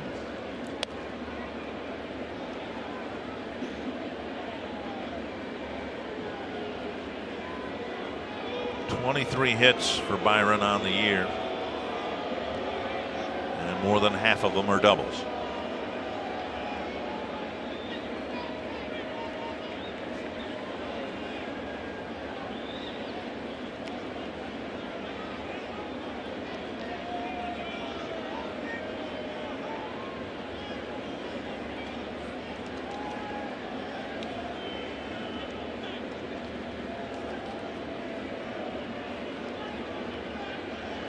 There goes the runner, and the pitch popped up. Because of the covering second base, it's a little bit of an adventure. Wow, man. Torres makes the catch finally, or was it LeMahieu? Yeah, one of them. Home run for Crone, and it's 4-0. Ball on Fox Sports North is presented by Menards. Save big money at Menards on all your home improvement needs. With Audra Martin and Jim Kaat, Dick Bremer here at Yankee Stadium. 2 home runs for the Twins today. They now have hit 55. They've allowed 35. That's plus 20 in the home run department 5 weeks or so into the season. The last time a Twins team out-homered their opponents, it was 2004. So the Twins are off to a good start. Big story here today, though, is the guy on the mound. Odorizzi's been really good once again. And again, that 4-0 lead. I mean, I love to go back to what Robin Roberts, the Hall of Fame pitcher, when they said, how do you pitch Willie Mays? He said, tell me the inning, the score, and the count. Pitch to the scoreboard. And so right now, the heart of the order. Pulled on the ground, backhanded by Polanco, sidearms his throw to Crone, one away. And that's a good start, because you don't just get careless and lay one in there, but one thing you want to try to do, avoid the base on balls. Make them earn it. The percentages say 7 out of 10 times they're going to make an out. So with a 4-run cushion, you want to try to pitch differently, say to Gary Sanchez or Luke Voigt than you would if it was a 1-1 game right now. Well, he's walked Sanchez twice and gotten away with it. He's issued 4 walks but given up just 1 hit in 5 1/3 innings. Strike 1. Yeah, he's found another gear here in the last 2 innings, not only with the velocity, but the command of his pitches. 90 pitches for Odorizzi. And he's done what he did against the Astros. It's not just the strikeouts, although he certainly has picked up some key ones along the way. But there hasn't been much hard contact, particularly in his ballpark with the cozy dimensions. It's really important, and he's done a nice job of it so far. 1-1 to Sanchez. 2-1.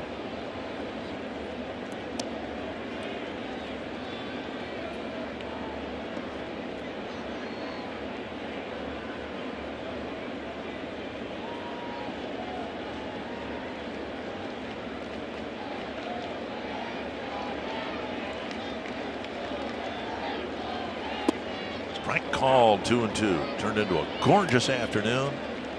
Some high cirrus clouds, but field here at Yankee Stadium bathed in sunshine.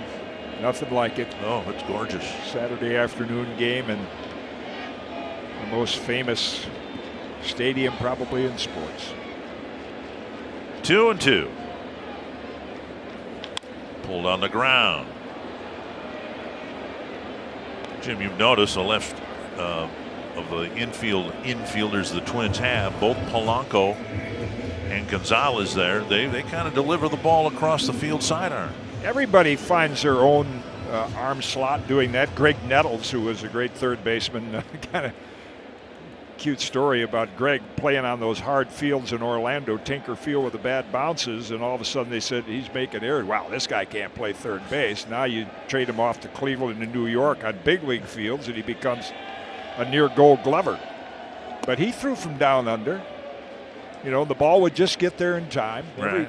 That's where you really find whether you're a pitcher, an infielder, or an outfield, your natural arm slot is by fielding a ground ball, picking up, and just let your arm do what it wants to do.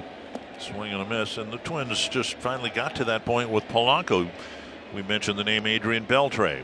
Great fielding third baseman, and he went sidearm. But you don't see too many shortstops who throw the ball. Zoilo was over the top, wasn't he? I'm trying to test my memory. It's leaving me. I would say so. Yeah. Most of them were over the top. Conventionally. Yeah. That's it to right center field, and Buxton will play it on a hop. It's a 2-out single for Miguel Andujar, just the second Yankee hit. And that'll bring up Gleyber Torres.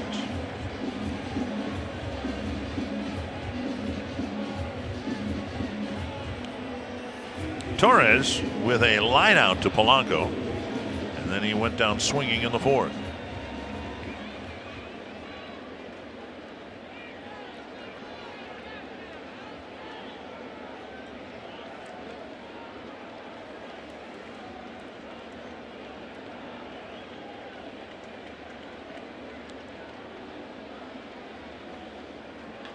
Bouncer behind Phil Nevin, 1 strike.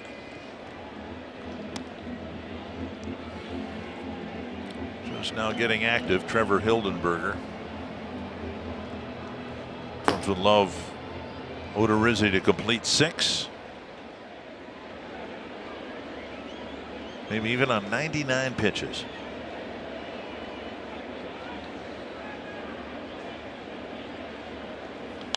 Two strikes.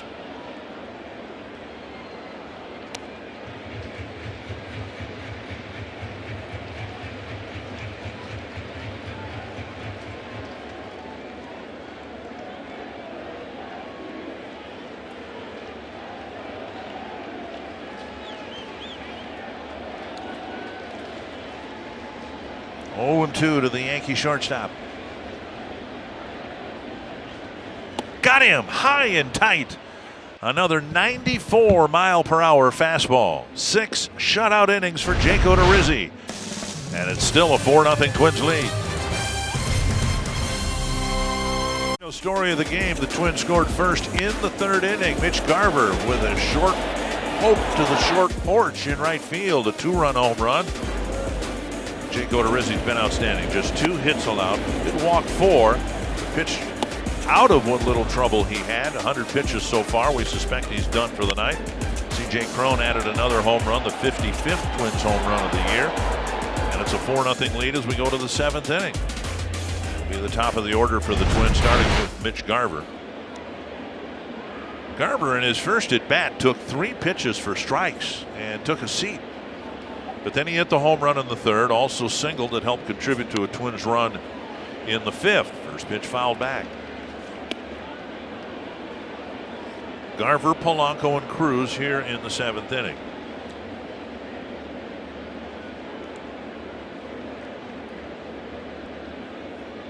Twins out hitting the Yankees 8-2.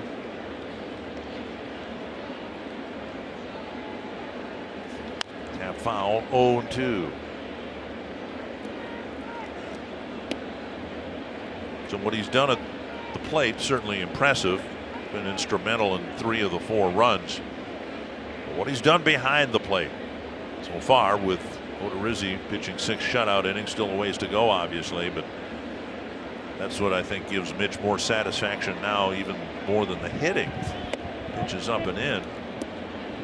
Pitcher's got to throw the ball, but the catcher calls the game. He tries to get on the same page with the pitcher, and so what Garver's done behind the plate with Odorizzi pitching, and that's probably more impressive than what he's done at the plate. Yeah, it's nice to have a catcher where you're kind of on that same wavelength.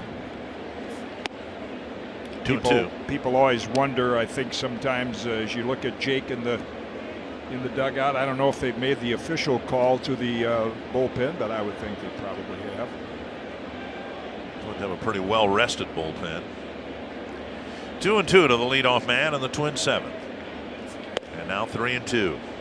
Yeah, people say, what does that mean, a catcher handling a pitching staff, or certain pitchers like certain catchers? But I liken it back to Phil Roof. You know, when Roofy was catching me, and say Willie Horton was a lethal fastball hitter. Garver fists one to left. He's got his 3rd straight hit. The ball fumbled in the outfield, but Garver will stay at first.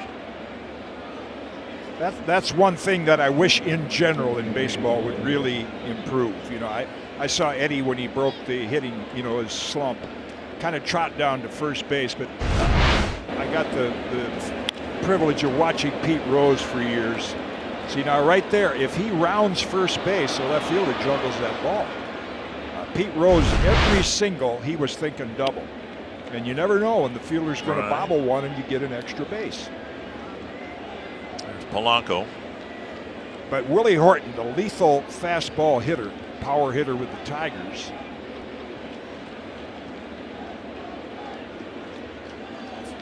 High fly, center field. Gardner over. 1 down. There would come that point in the game where I would say, I think I can throw him a fastball right now. And I look down and Phil would have number 1. You know, that's the kind of chemistry with a pitcher and a catcher, and why you have confidence in certain catchers. You don't question what they're going to call, feel the same way. Mutually having kind of a feel for the game. Right. Again, it's pitching to the scoreboard, and it's pitching according to what did you do to him the first 2 trips. Here's Cruz, 0 for 3, a couple of ground balls and a strikeout.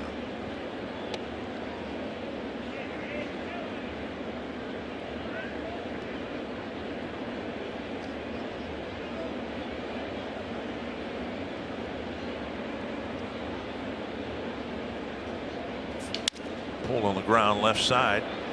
And Duhar fires it into right field. Garver goes to 3rd. The second error charged to Andujar. And yes, they'll welcome his bat back into the lineup.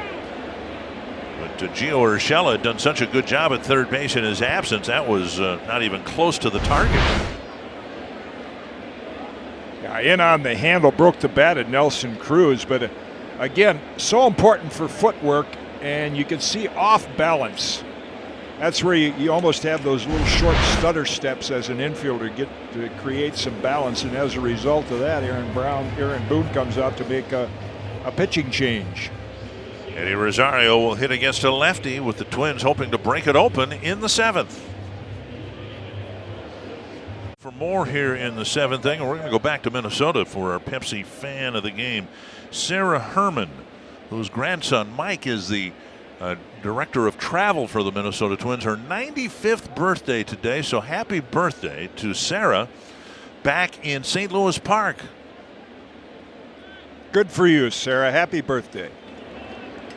We'll see if the Twins can do some celebrating here in the 7th inning of their own. Rosario grounds it towards second. He'll have to hurry, and he will beat the relay, and a run will come in. So a slow ground ball, not a hit. Rosario jumping on the first pitch, but another run. Yeah, nice job of situational hitting by the Twins today in terms of they've had a couple home runs. Good hit and run by Scope. Put the bat on the ball, put it in play, advance the runners. Again, a productive out, not hit particularly well, but avoided the double play. A productive out produces another run. Add-on run on the 5th, one in the 6th, another one here in the 7th. And here's Gonzalez, single in 3 trips.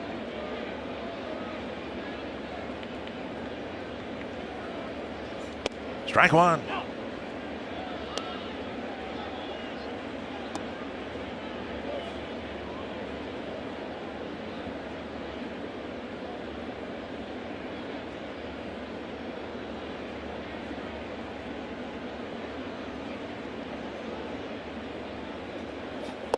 Way out in front of that breaking ball, and it's 0-2.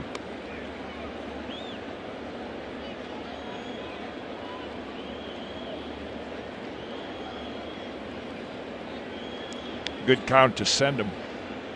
0-2, 2 out. Might get a breaking ball in the dirt. Gets thrown out. You got Gonzalez leading off.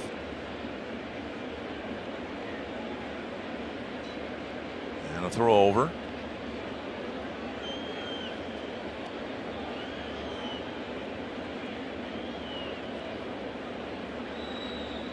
Twins sent Kepler last inning in a similar spot, and Scope delivered a single.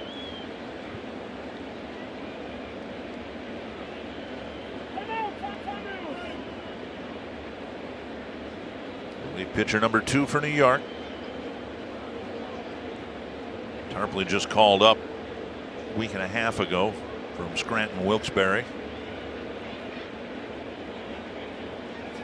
And a swinging strike over the breaking ball. But the Twins get a leadoff single from Garver, and he comes around to score a Yankee error, instrumental in the 5th Twins run.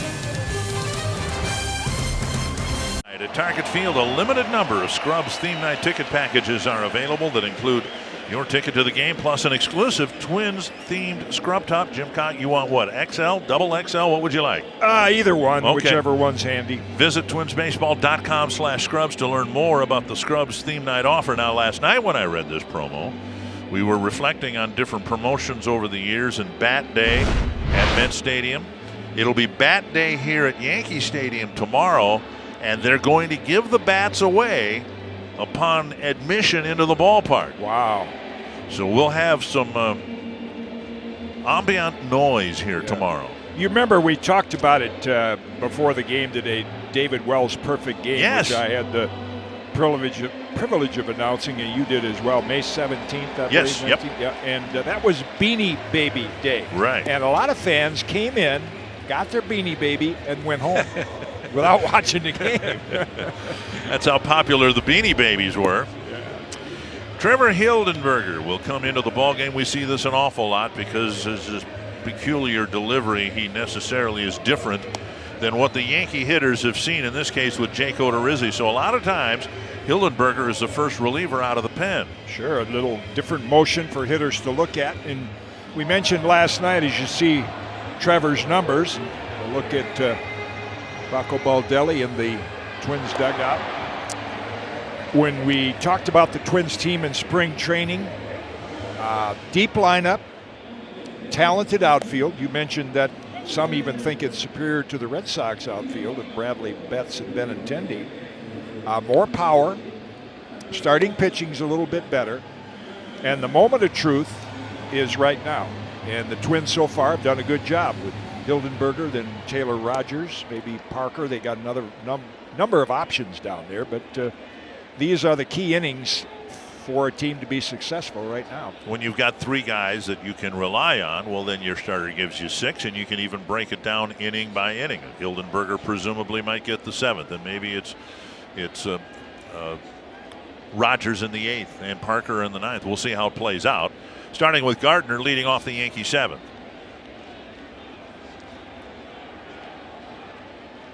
What an outing for Odorizzi, though. 6 innings. Yeah. 100 pitches, 65 strikes. That's great percentage. A lot of first pitch strikes. Can't draw it up much better than that. Gardner, Maben, and Romine scheduled here in the Yankee 7th. Back in the strike zone, 1-1.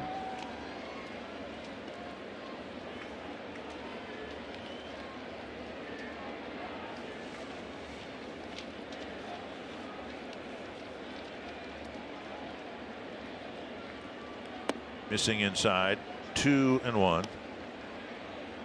Hildenberger had 1 outing in the Houston series at home, gave up a couple of runs on 3 hits in 1 inning. Astros have really kind of given him trouble, and nobody else has. We'll see if he can get some Yankee batters out. There's a bunt attempt, 2-2.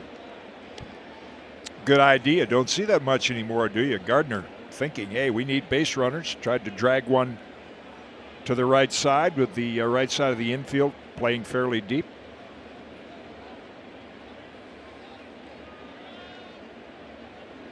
Two and two from Hildenberger. And he missed. 3-2. Odorizzi was able to pitch around the 4 men he walked. 2 in the first and 2 more in the fourth. The last thing Hildenberger wants to do is issue a leadoff walk here in the 7th. Pulled down the line and a fair ball into the corner. Kepler plays the carom. Gardner digging for second. Here's Kepler's thrown out in time, and it's a double.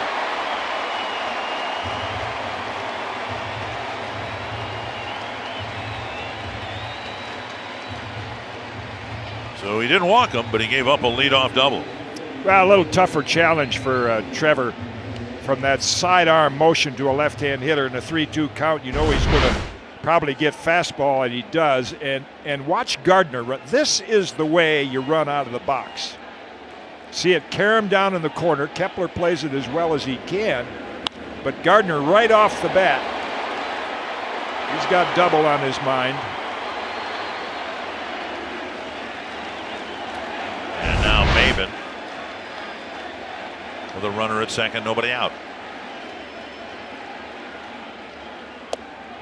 Breaks in, but missing ball 1.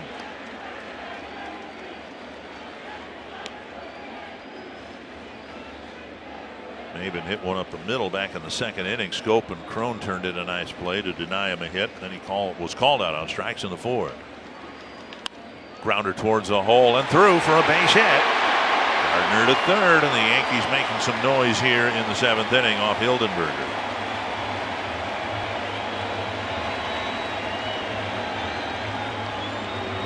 Just a ground ball, but it found a seam. Yeah, perfectly placed. Trevor probably would have liked to seen that ball a little farther away from the hitter. May have been able to pull it in the perfect spot. Here's Romine, a warning track fly ball to Buxton, his first time up. And Odorizzi retired him quickly on 3 high fastballs, struck him out swinging.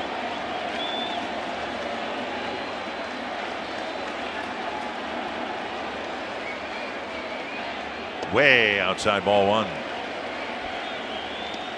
Hildenberger giving up an opponent batting average of .293 coming into the games. Parker getting loose here in the 7th inning.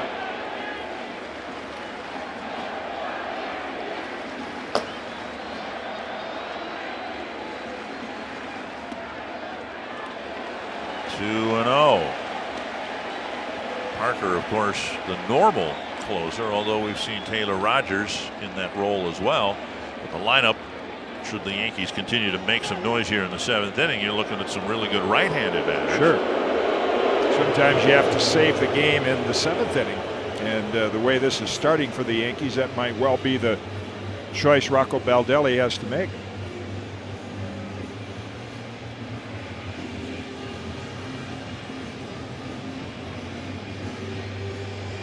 I was impressed with the way Rocco Baldelli handled his little media conference before the game. He's, as he said, he's learning every day, but he's, so thoughtful and puts a lot into sincerely answering every question and why he does things. Big spot here suddenly, 2-0 to the batter. There's the outside corner. Gotta have the mindset, I would imagine. You talked about it when Odorizzi was pitching to these guys in the 5th inning. They're hitting 8th, 9th. You got to go after him and get some outs here.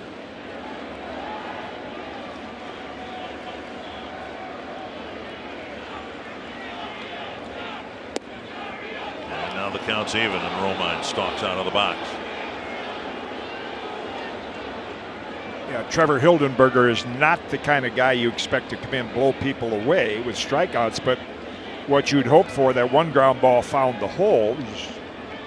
The pitcher, you say, well, let's get another ground ball right at somebody and get 2 for the price of 1. That's to the backstop, and a run will come in. And a runner goes to second. It's 5-1.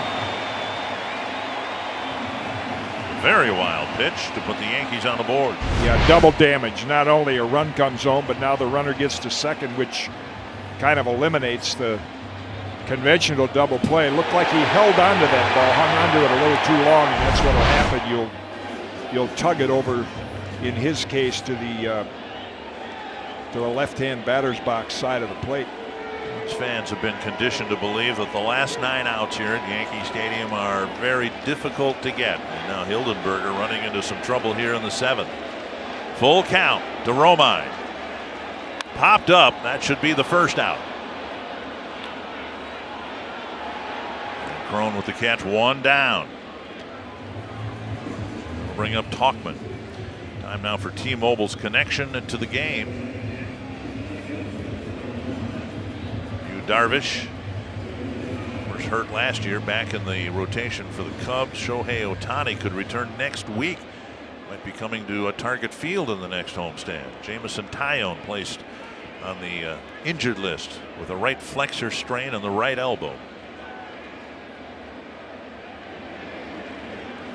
Here is Tauchman, struck out twice, swinging.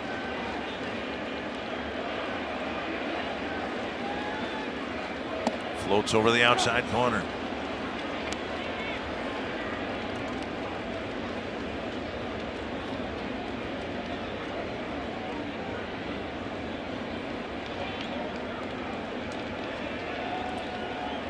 Bronco sneaking behind the runner. Swing and a miss. Another slow changeup. Best pitch in baseball. No, well-controlled fastball is, but you've heard me mention it many times. I just love to have had a good changeup, and that's what Hildenberger relies on a lot. He's got to have that to neutralize these left-hand hitters coming at him from that arm angle. 0-2 to Tauchman. Not that. With a fastball, and sometimes we've seen him elevate that arm angle a little bit too. How'd that get through that netting? Everybody okay? I guess. 2 strikes, so Hildenberger, as you saw, can get it up to 92 miles per hour, and Tauchman did a nice job keeping his at bat alive.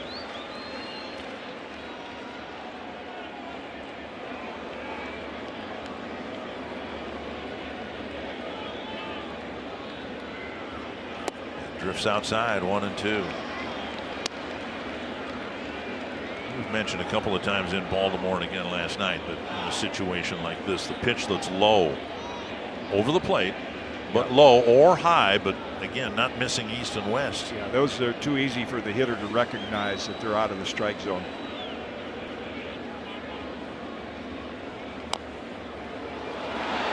Back to the mound, and Hildenberger gets the second out and on the play. Maven goes to third. So 2 down. And that'll bring up LeMahieu. Luis Sessa warming up. Mayhew with a single and 3 trips. Yeah, and this is Trevor Hildenberger's. This is his save situation right here.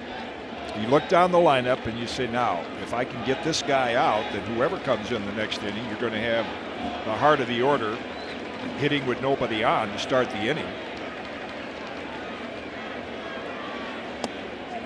Just inside. We've seen 77, 87, 92. That's what Hildenberger does. Varies speeds and spins.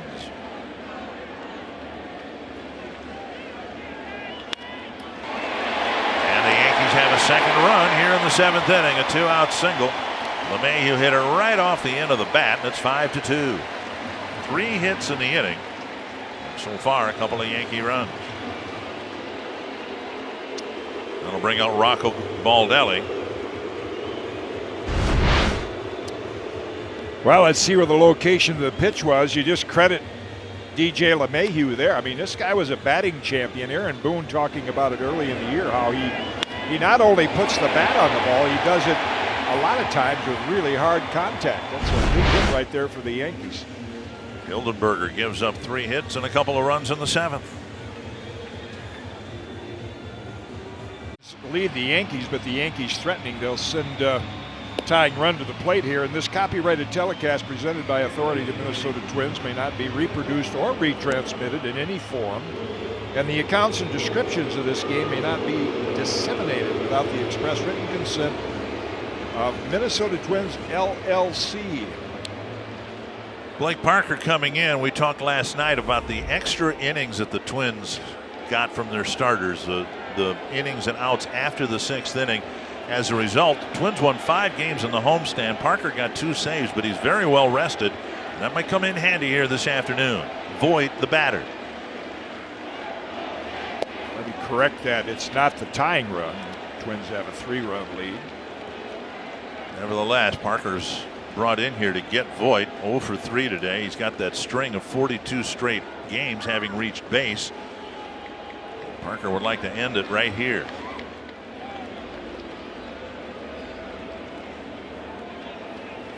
Way out in front. I mentioned that the well-rested bullpen might come into play here. Parker might be asked to finish the 7th inning and then continue on through the 8th. And then maybe it's Rogers who gets the 9th inning. So we'll see how it's all woven together here at the end of the game.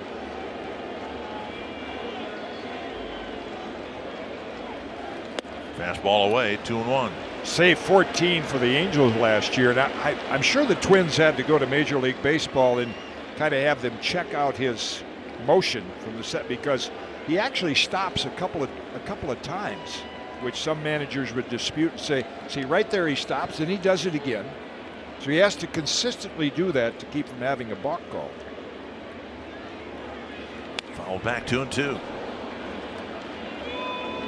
Charlie Huff, the knuckleballer, of course, always concerned about base runners would kind of gradually get down into the set position, stopping his glove, it seemed like 7 or 8 times on his way down to the belt. 2-2 to Voit in a 5-2 game.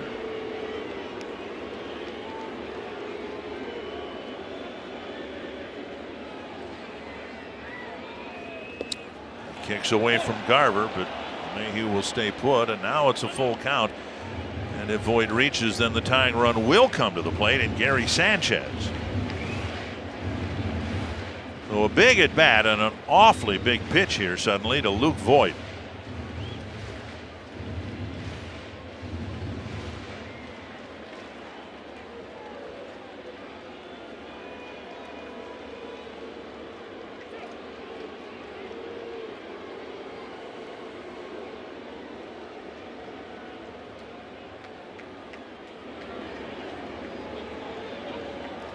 Runner goes.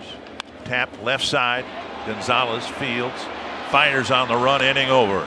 And Blake Parker got an awfully big out. Not a save, but a big out to end the 7th inning. Well, the Twins lead it here 5-2. C.J. Cron will lead off the 8th inning for the Twins. The Twins have scored add-on runs in the 5th, 6th, and 7th. And I know a lot of you back home would be much more comfortable if they did it again here in the 8th inning. Cron takes inside. It's 2-0. Cron's home run that added the run in the 6th.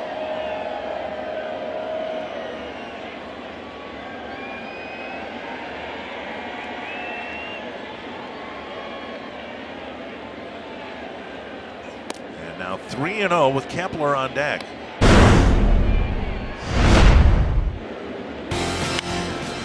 Right down the middle, barreled up, hit into the Yankee bullpen. Probably has the green light here if he wants to swing at it. And he takes a strike on the outside corner, 3-1. I was surprised you said last night. You said Harmon didn't like to hit 3-0? He didn't hit very often, 3-0. And there's ball 4, and the leadoff man's on here in the 8th. Yeah, I think some hitters feel like, well, 3-0, I'm going to take too big a swing. Right. Kepler, a single in 2 trips. He's also walked. Yeah, that's a nice situation for Max Kepler because he's facing a lefty here now. They do put a little bit of a shift on, but he's got a nice hole open between the first baseman Voit to pull it, and also toward left center. I mean, anything on the ground to either of those spots is going to get through. Big swing and a miss.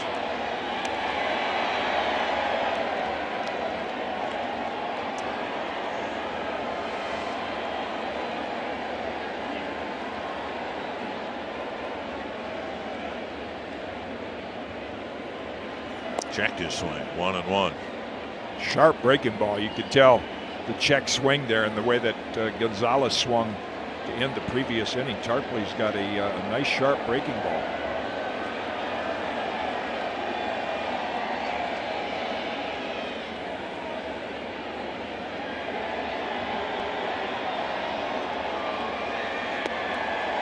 And Tarpley's having a hard time throwing strikes. Leadoff walk to Cron, now 2-1 to Kepler.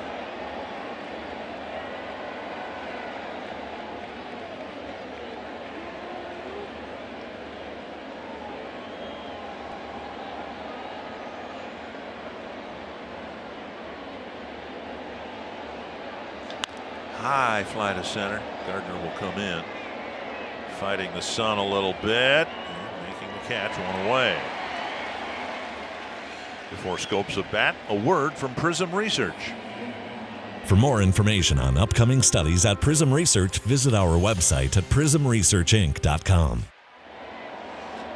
Cron at first, now 1 down, and Scope hit by a pitch, scored in the 3rd, hit a warning track fly ball, nearly hit a 3-run home run, if not for Maben's great catch back in the 4th, and singled in the 6th.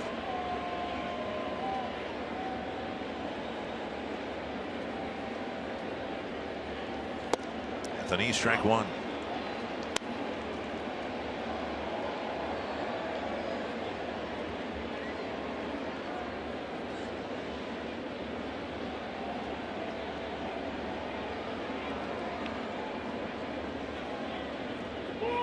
And walk is called, and that'll get Cron to second base. Must have got his spikes caught in the rubber. Nice break for the Twins. Hit to the outfield might score Cron. You know, there have been so many late inning heartaches here in New York for Twins fans. Yeah. What happened there? No. One of the reasons the Twins have had so much late inning heartbreak here is they've not scored late in the games. They haven't gotten add-in runs or add-on runs, and they got one in the 5th, got one in the 6th, 7th. Well, the Yankees answer with their first 2 runs of the game. And we'll see if they can take advantage of the balk, and get an awfully important 6th run.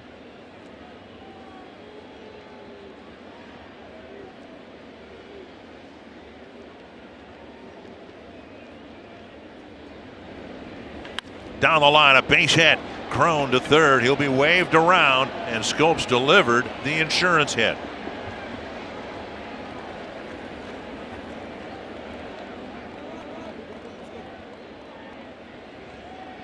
Taking advantage of the Yankees' mistake, that balk. Scope comes up with another big hit.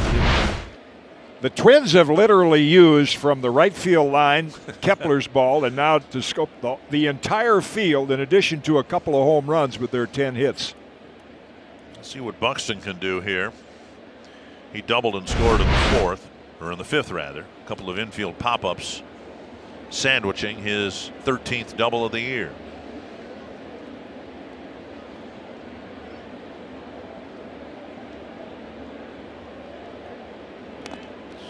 Skitters back.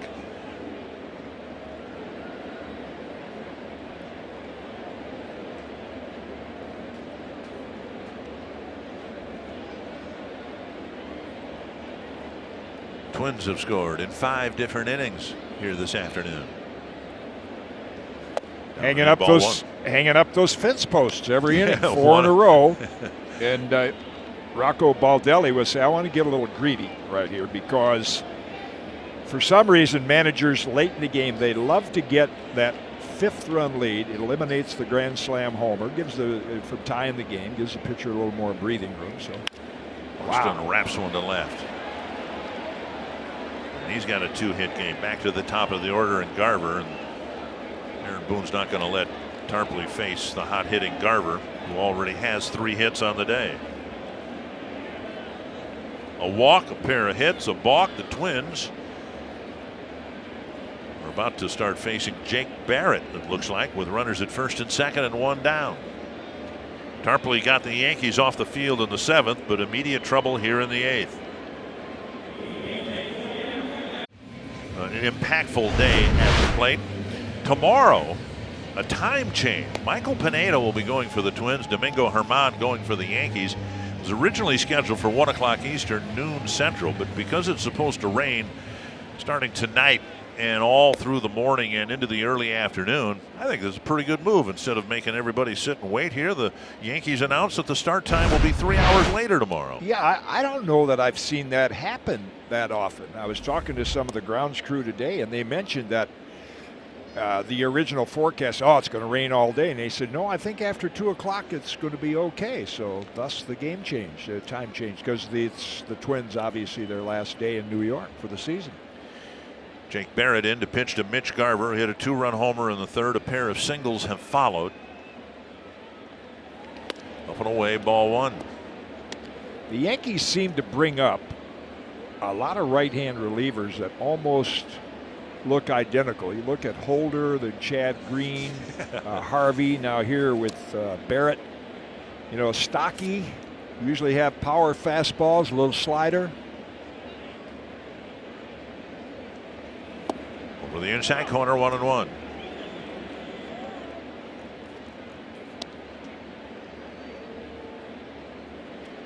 Let's see, Barrett looking at his cap with Romine giving some signs. We'll make sure they want to make sure that Scope doesn't tip anything off from second base. But he must have some tip sheet in his cap. Yeah. Lifted to right. Maben. The catch, that's out number 2, and that'll bring up Polanco. Sunday, the Monster Energy Cup Series heads to Dover as Chase Elliott comes off a big win and turns his sights towards the Monster Mile. Catch the action Sunday at 1 p.m. on FS1 and on the Fox Sports app. Okay. That's got to be a pretty good name for a race car driver, right? Chase. Yeah. That's Bill's son, probably.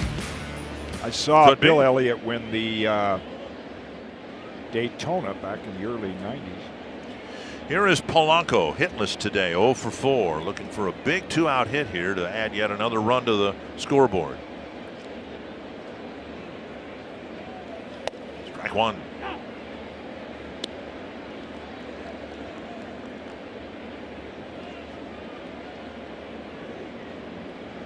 Polanco's cooled off a bit as we've gotten into the month of May.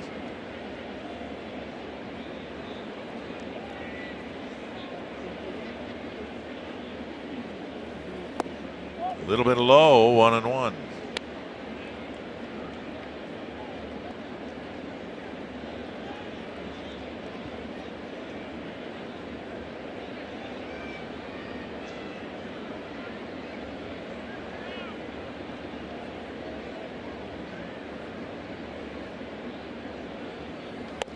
Twins have put the leadoff man on 6 times today and scored in 5 of those innings.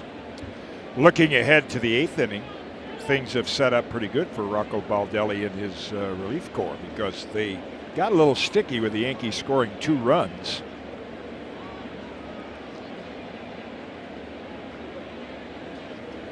Three and one. Cruz on deck. But now with Parker coming in, really should get credit for a save for that if they win the game. He gets Voit out to avoid facing Sanchez. Now you get Sanchez, 2 more right-hand hitters leading off. Nobody on, 4-run lead. You'd probably be allowed to pitch the 8th, and Taylor Rogers would get the 9th.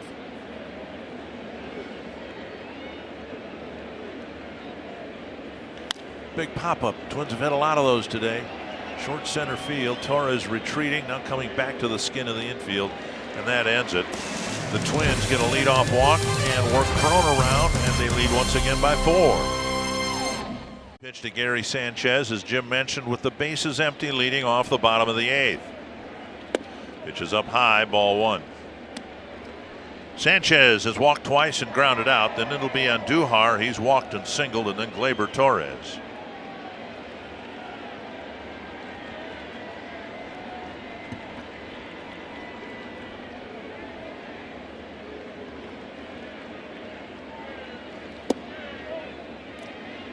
Missed 2-0.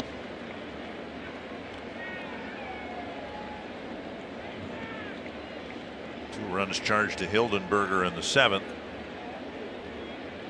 Parker cleaned up a mess and now doesn't want to pitch himself into one here in the 8th.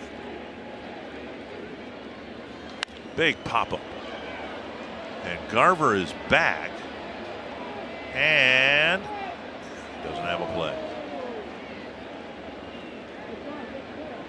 I want to verbally remind you again tomorrow, because we know that Twins fans love to watch their team play, hoping that the Twins can win today, maybe win the series tomorrow. The start time has been moved back 3 hours tomorrow.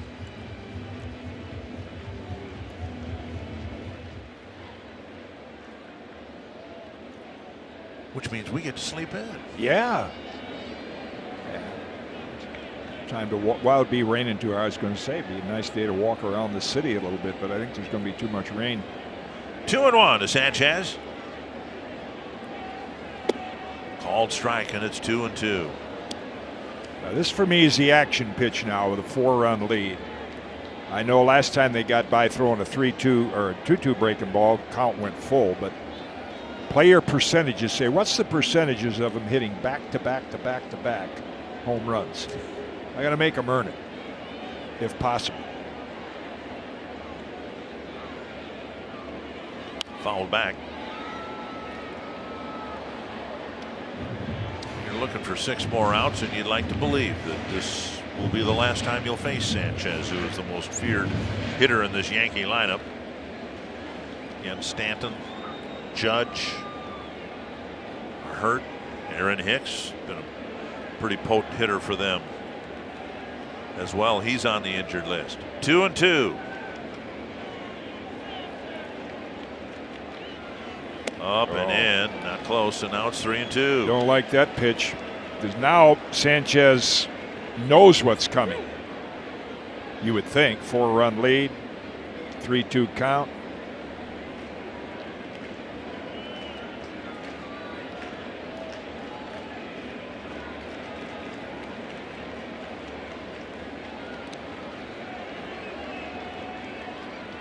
Popped up weakly, but it'll spin back, and again Garver does not have a play. Way out front, he didn't give him that fastball. No, I'm surprised at that. That goes back to what we've talked about before, pitching to the scoreboard, because you just start cutting down your percentages.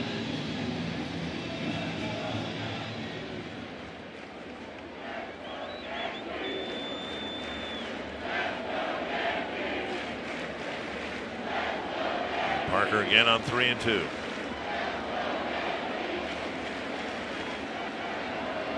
Looks like the fastball sign. And it's hammered. Over the bullpen. And it's 6-3. that out that Parker got to end the 7th inning really looms large now. Sanchez hits the home run, his 11th of the year in just 19 games, but the Twins still lead by 3. Yeah, no doubt about this one. And there again, if he hits that on the first pitch of the inning, you just say, well, big deal, one pitch. But where Parker got himself in trouble is working it into a 3-2 count.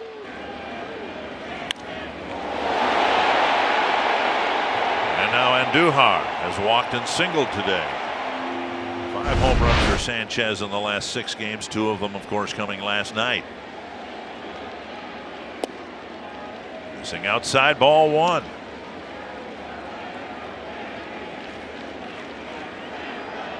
Yankees hoping for more late inning production here after Odorizzi shut them out for 6 innings.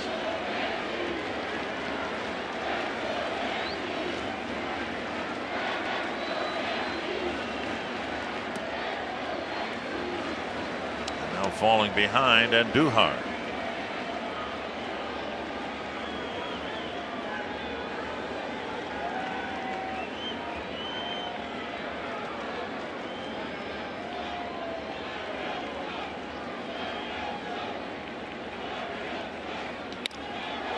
Boston will chase it and catch it on the warning track. 1 down here in the 8th. Time now for today's Coors Light refreshing finish. And Odorizzi, as good as he was against the Astros, at least as good today against the Yankees. Yeah, fastball coming out of his hands so nicely. A lot of swings and misses. And good control as well. Fastball command, nothing like it. Parker will try to show some here to Torres. Breaking ball loop to right. Long run, and that'll drop for a hit. Cron couldn't get it. Kepler couldn't get it. And the Yankees get their second hit of the 8th inning. And that'll bring up Gardner. Well, it's a little Yankee Stadium bloop because the outfielders here have to pinch in the gaps and not play right on the line, so very little chance of Kepler getting to it. Wes Johnson will trot to the mound here.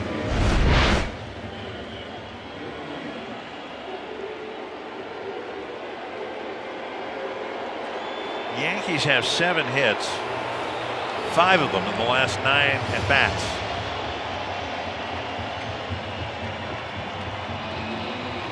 Gardner started that string of successful at-bats with a double hooked into the right field corner against Hildenberger.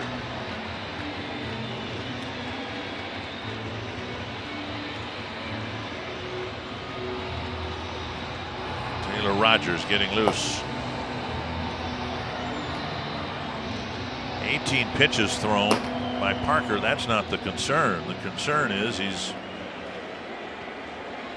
now facing his 5th batter and has only recorded 2 outs.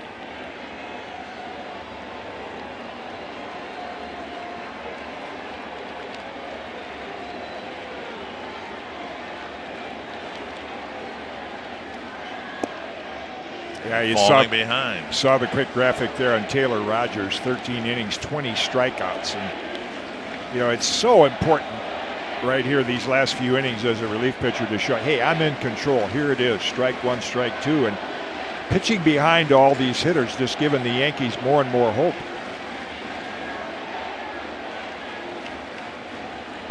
Twenty pitches, 11 strikes, and the count's even.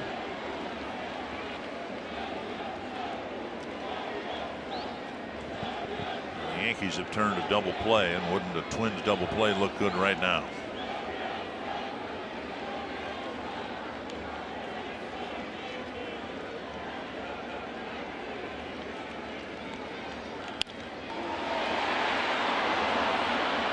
Thank you very much. What did you say? Wow. A rocket hit to scope, and the Twins get their inning-ending double play.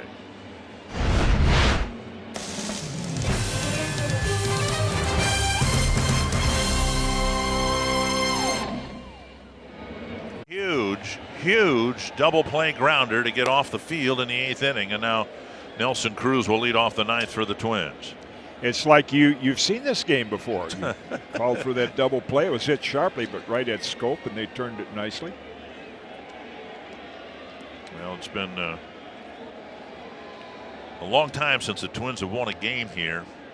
8 games here at the stadium where the Yankees have won, some in just heartbreaking fashion from the Twin standpoint. So we'll see if Nelson Cruz can start a rally here. The Twins got 2 in the 3rd, then single runs in the 5th, 6th, 7th, and 8th, and by game's end they may need them all. Cruz, 3 ground balls, reached on an error on one of them, 0 for 4, and now he's out in front 0-2. Well, you couldn't ask, Rocco Baldelli couldn't ask for a better situation despite all the tension in the last couple innings. 6-3 game. You're looking at the bottom third of the order, and the Yankees don't have a lot of potent bats. There's a drive to left, and the Twins will add a run in the 9th.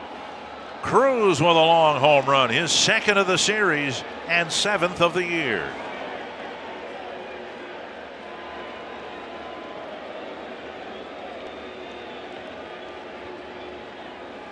You look who's gotten the big RBIs here late in the game, and the veterans have stepped up. Cruz, Scope in the 8th inning.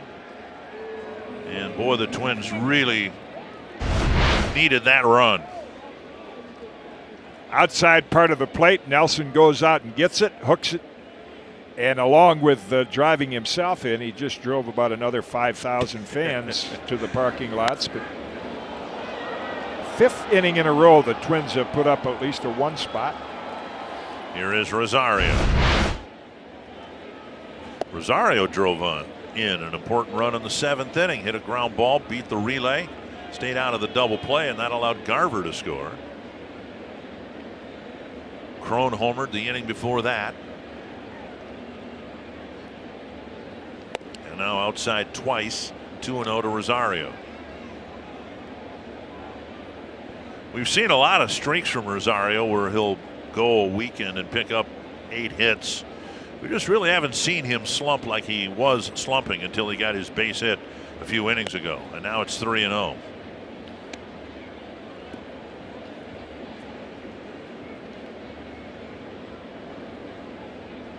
Yeah, I'd let him swing at this one.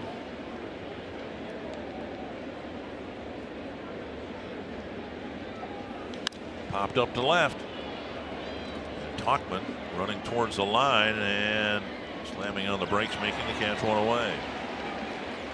Yeah, you'd rather see him swing the pitch he could pull, but a lot of times if you have a 6 or 7 run lead, swinging at the 3-0 pitch is kind of bad form, but 4-run lead, you want that extra run. So that was a perfect situation to turn Eddie loose. Here's Marwin Gonzalez, 1 for 4 on the day.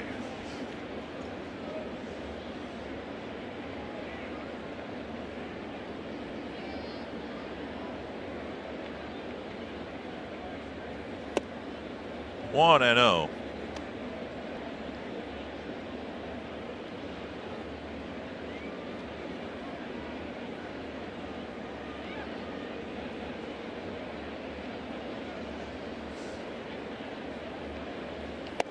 Outside again, 2-0.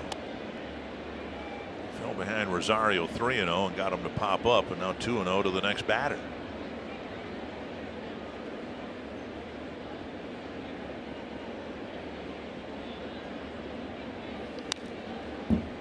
Two and 1. Yeah, what we've seen the last couple innings again is what Wes Johnson and I were discussing before the game. Pitchers will come to him and say, I want to develop a good curve. I need a splitter. I need a slider, whatever. And Wes will say, hey, let's get command of our fastball first so you can get ahead of hitters. 2-2.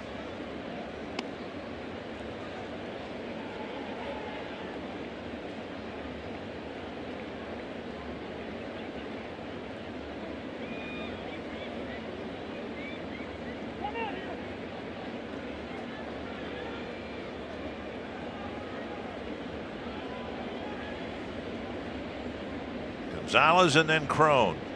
The Twins lead has grown back to 4. A foul ball.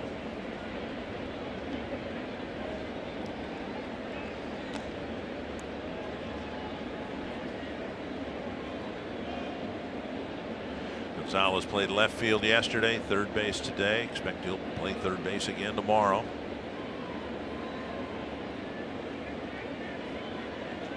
To face a right-handed starter, Domingo Germán, tomorrow.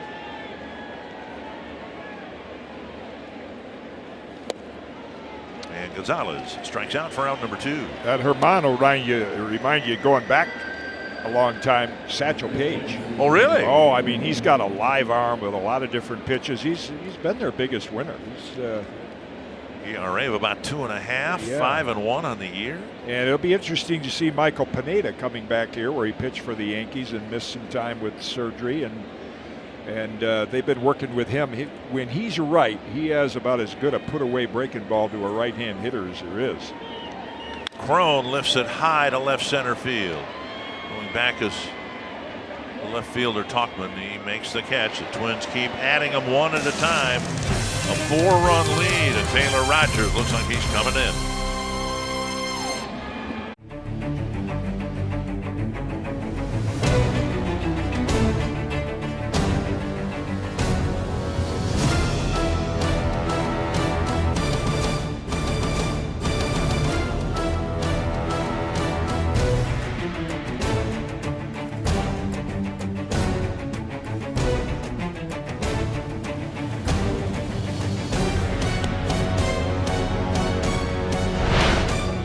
Technically not a save situation, but the last Twins win here was June 26, 2016. That was their only win in their last 14 games here. So no, he won't get credit for a save if Rogers finishes the 9th inning here, but an important 3 outs to get nonetheless.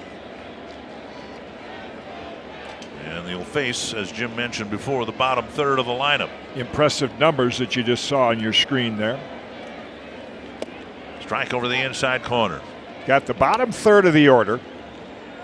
And then the 3 left on Aaron Boone's bench are all right-hand hitters, none real power threats.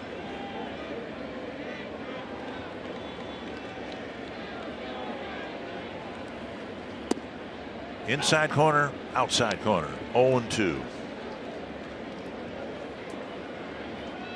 Don't have to face Aaron Judge as he looks on, out with a strained oblique.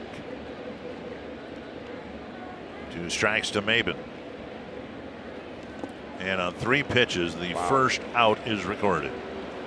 You know, you've mentioned a couple times how Taylor Rogers is beginning to remind you of Andrew Miller, who was such a dominant reliever, and those 3 pitches there kind of support that.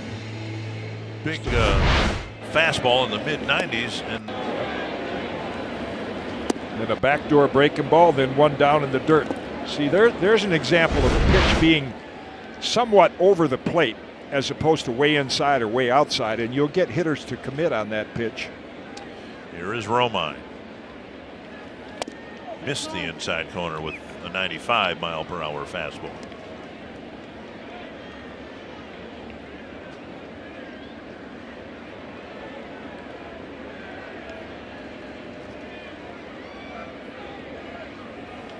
On the ground, wicked hop, and Crone stayed with it. How, I don't know. Well, we talked about at the start with the Pizza Ranch key to winning, a clean game, and there's an example of a great pick by Crone, and the Twins really have played a clean game out in the field. That was a wicked hop, but it's the second out of the inning, and now here's Tauchman. Urshela is the pinch hitter for Tauchman.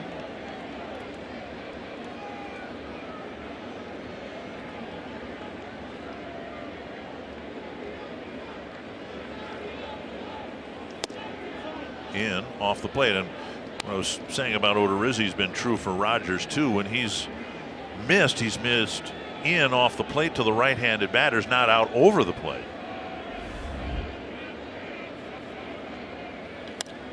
fouled, 1-1.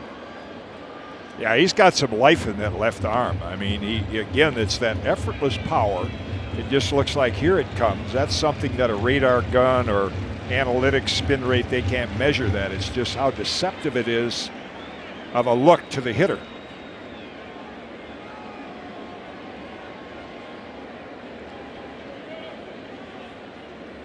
Pulled foul, and now 1-2 with 2 down. Well, it's been quite an afternoon so far for the Twins, set up by a great pitching performance by Odorizzi, and then the Twins with 12 hits on the board have done such a good job of situational hitting and mixing up in their share of long balls as well.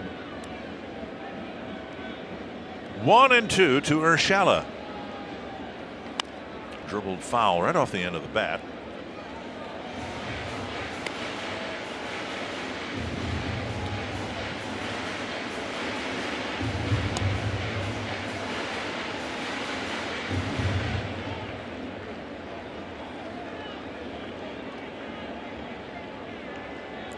One and two from Rogers to Urshela.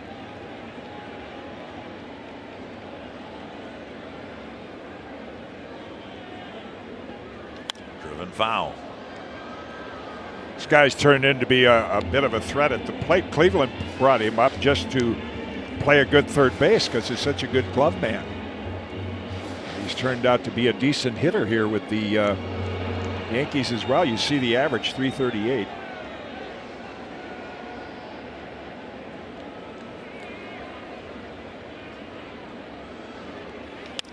Roller up the middle, picked up by Polanco. And for the 4th time this year, the Twins have followed one of their worst games of the year with one of their best, beating the Yankees 7-3. Well, for the first one since 2016, pretty good reason to celebrate down in that clubhouse. Good job all around, hitting, fielding, pitching. Well, the Twins had some fun here today, and we'll have some fun retelling the story of a 7-3 win on Twins Live coming up next.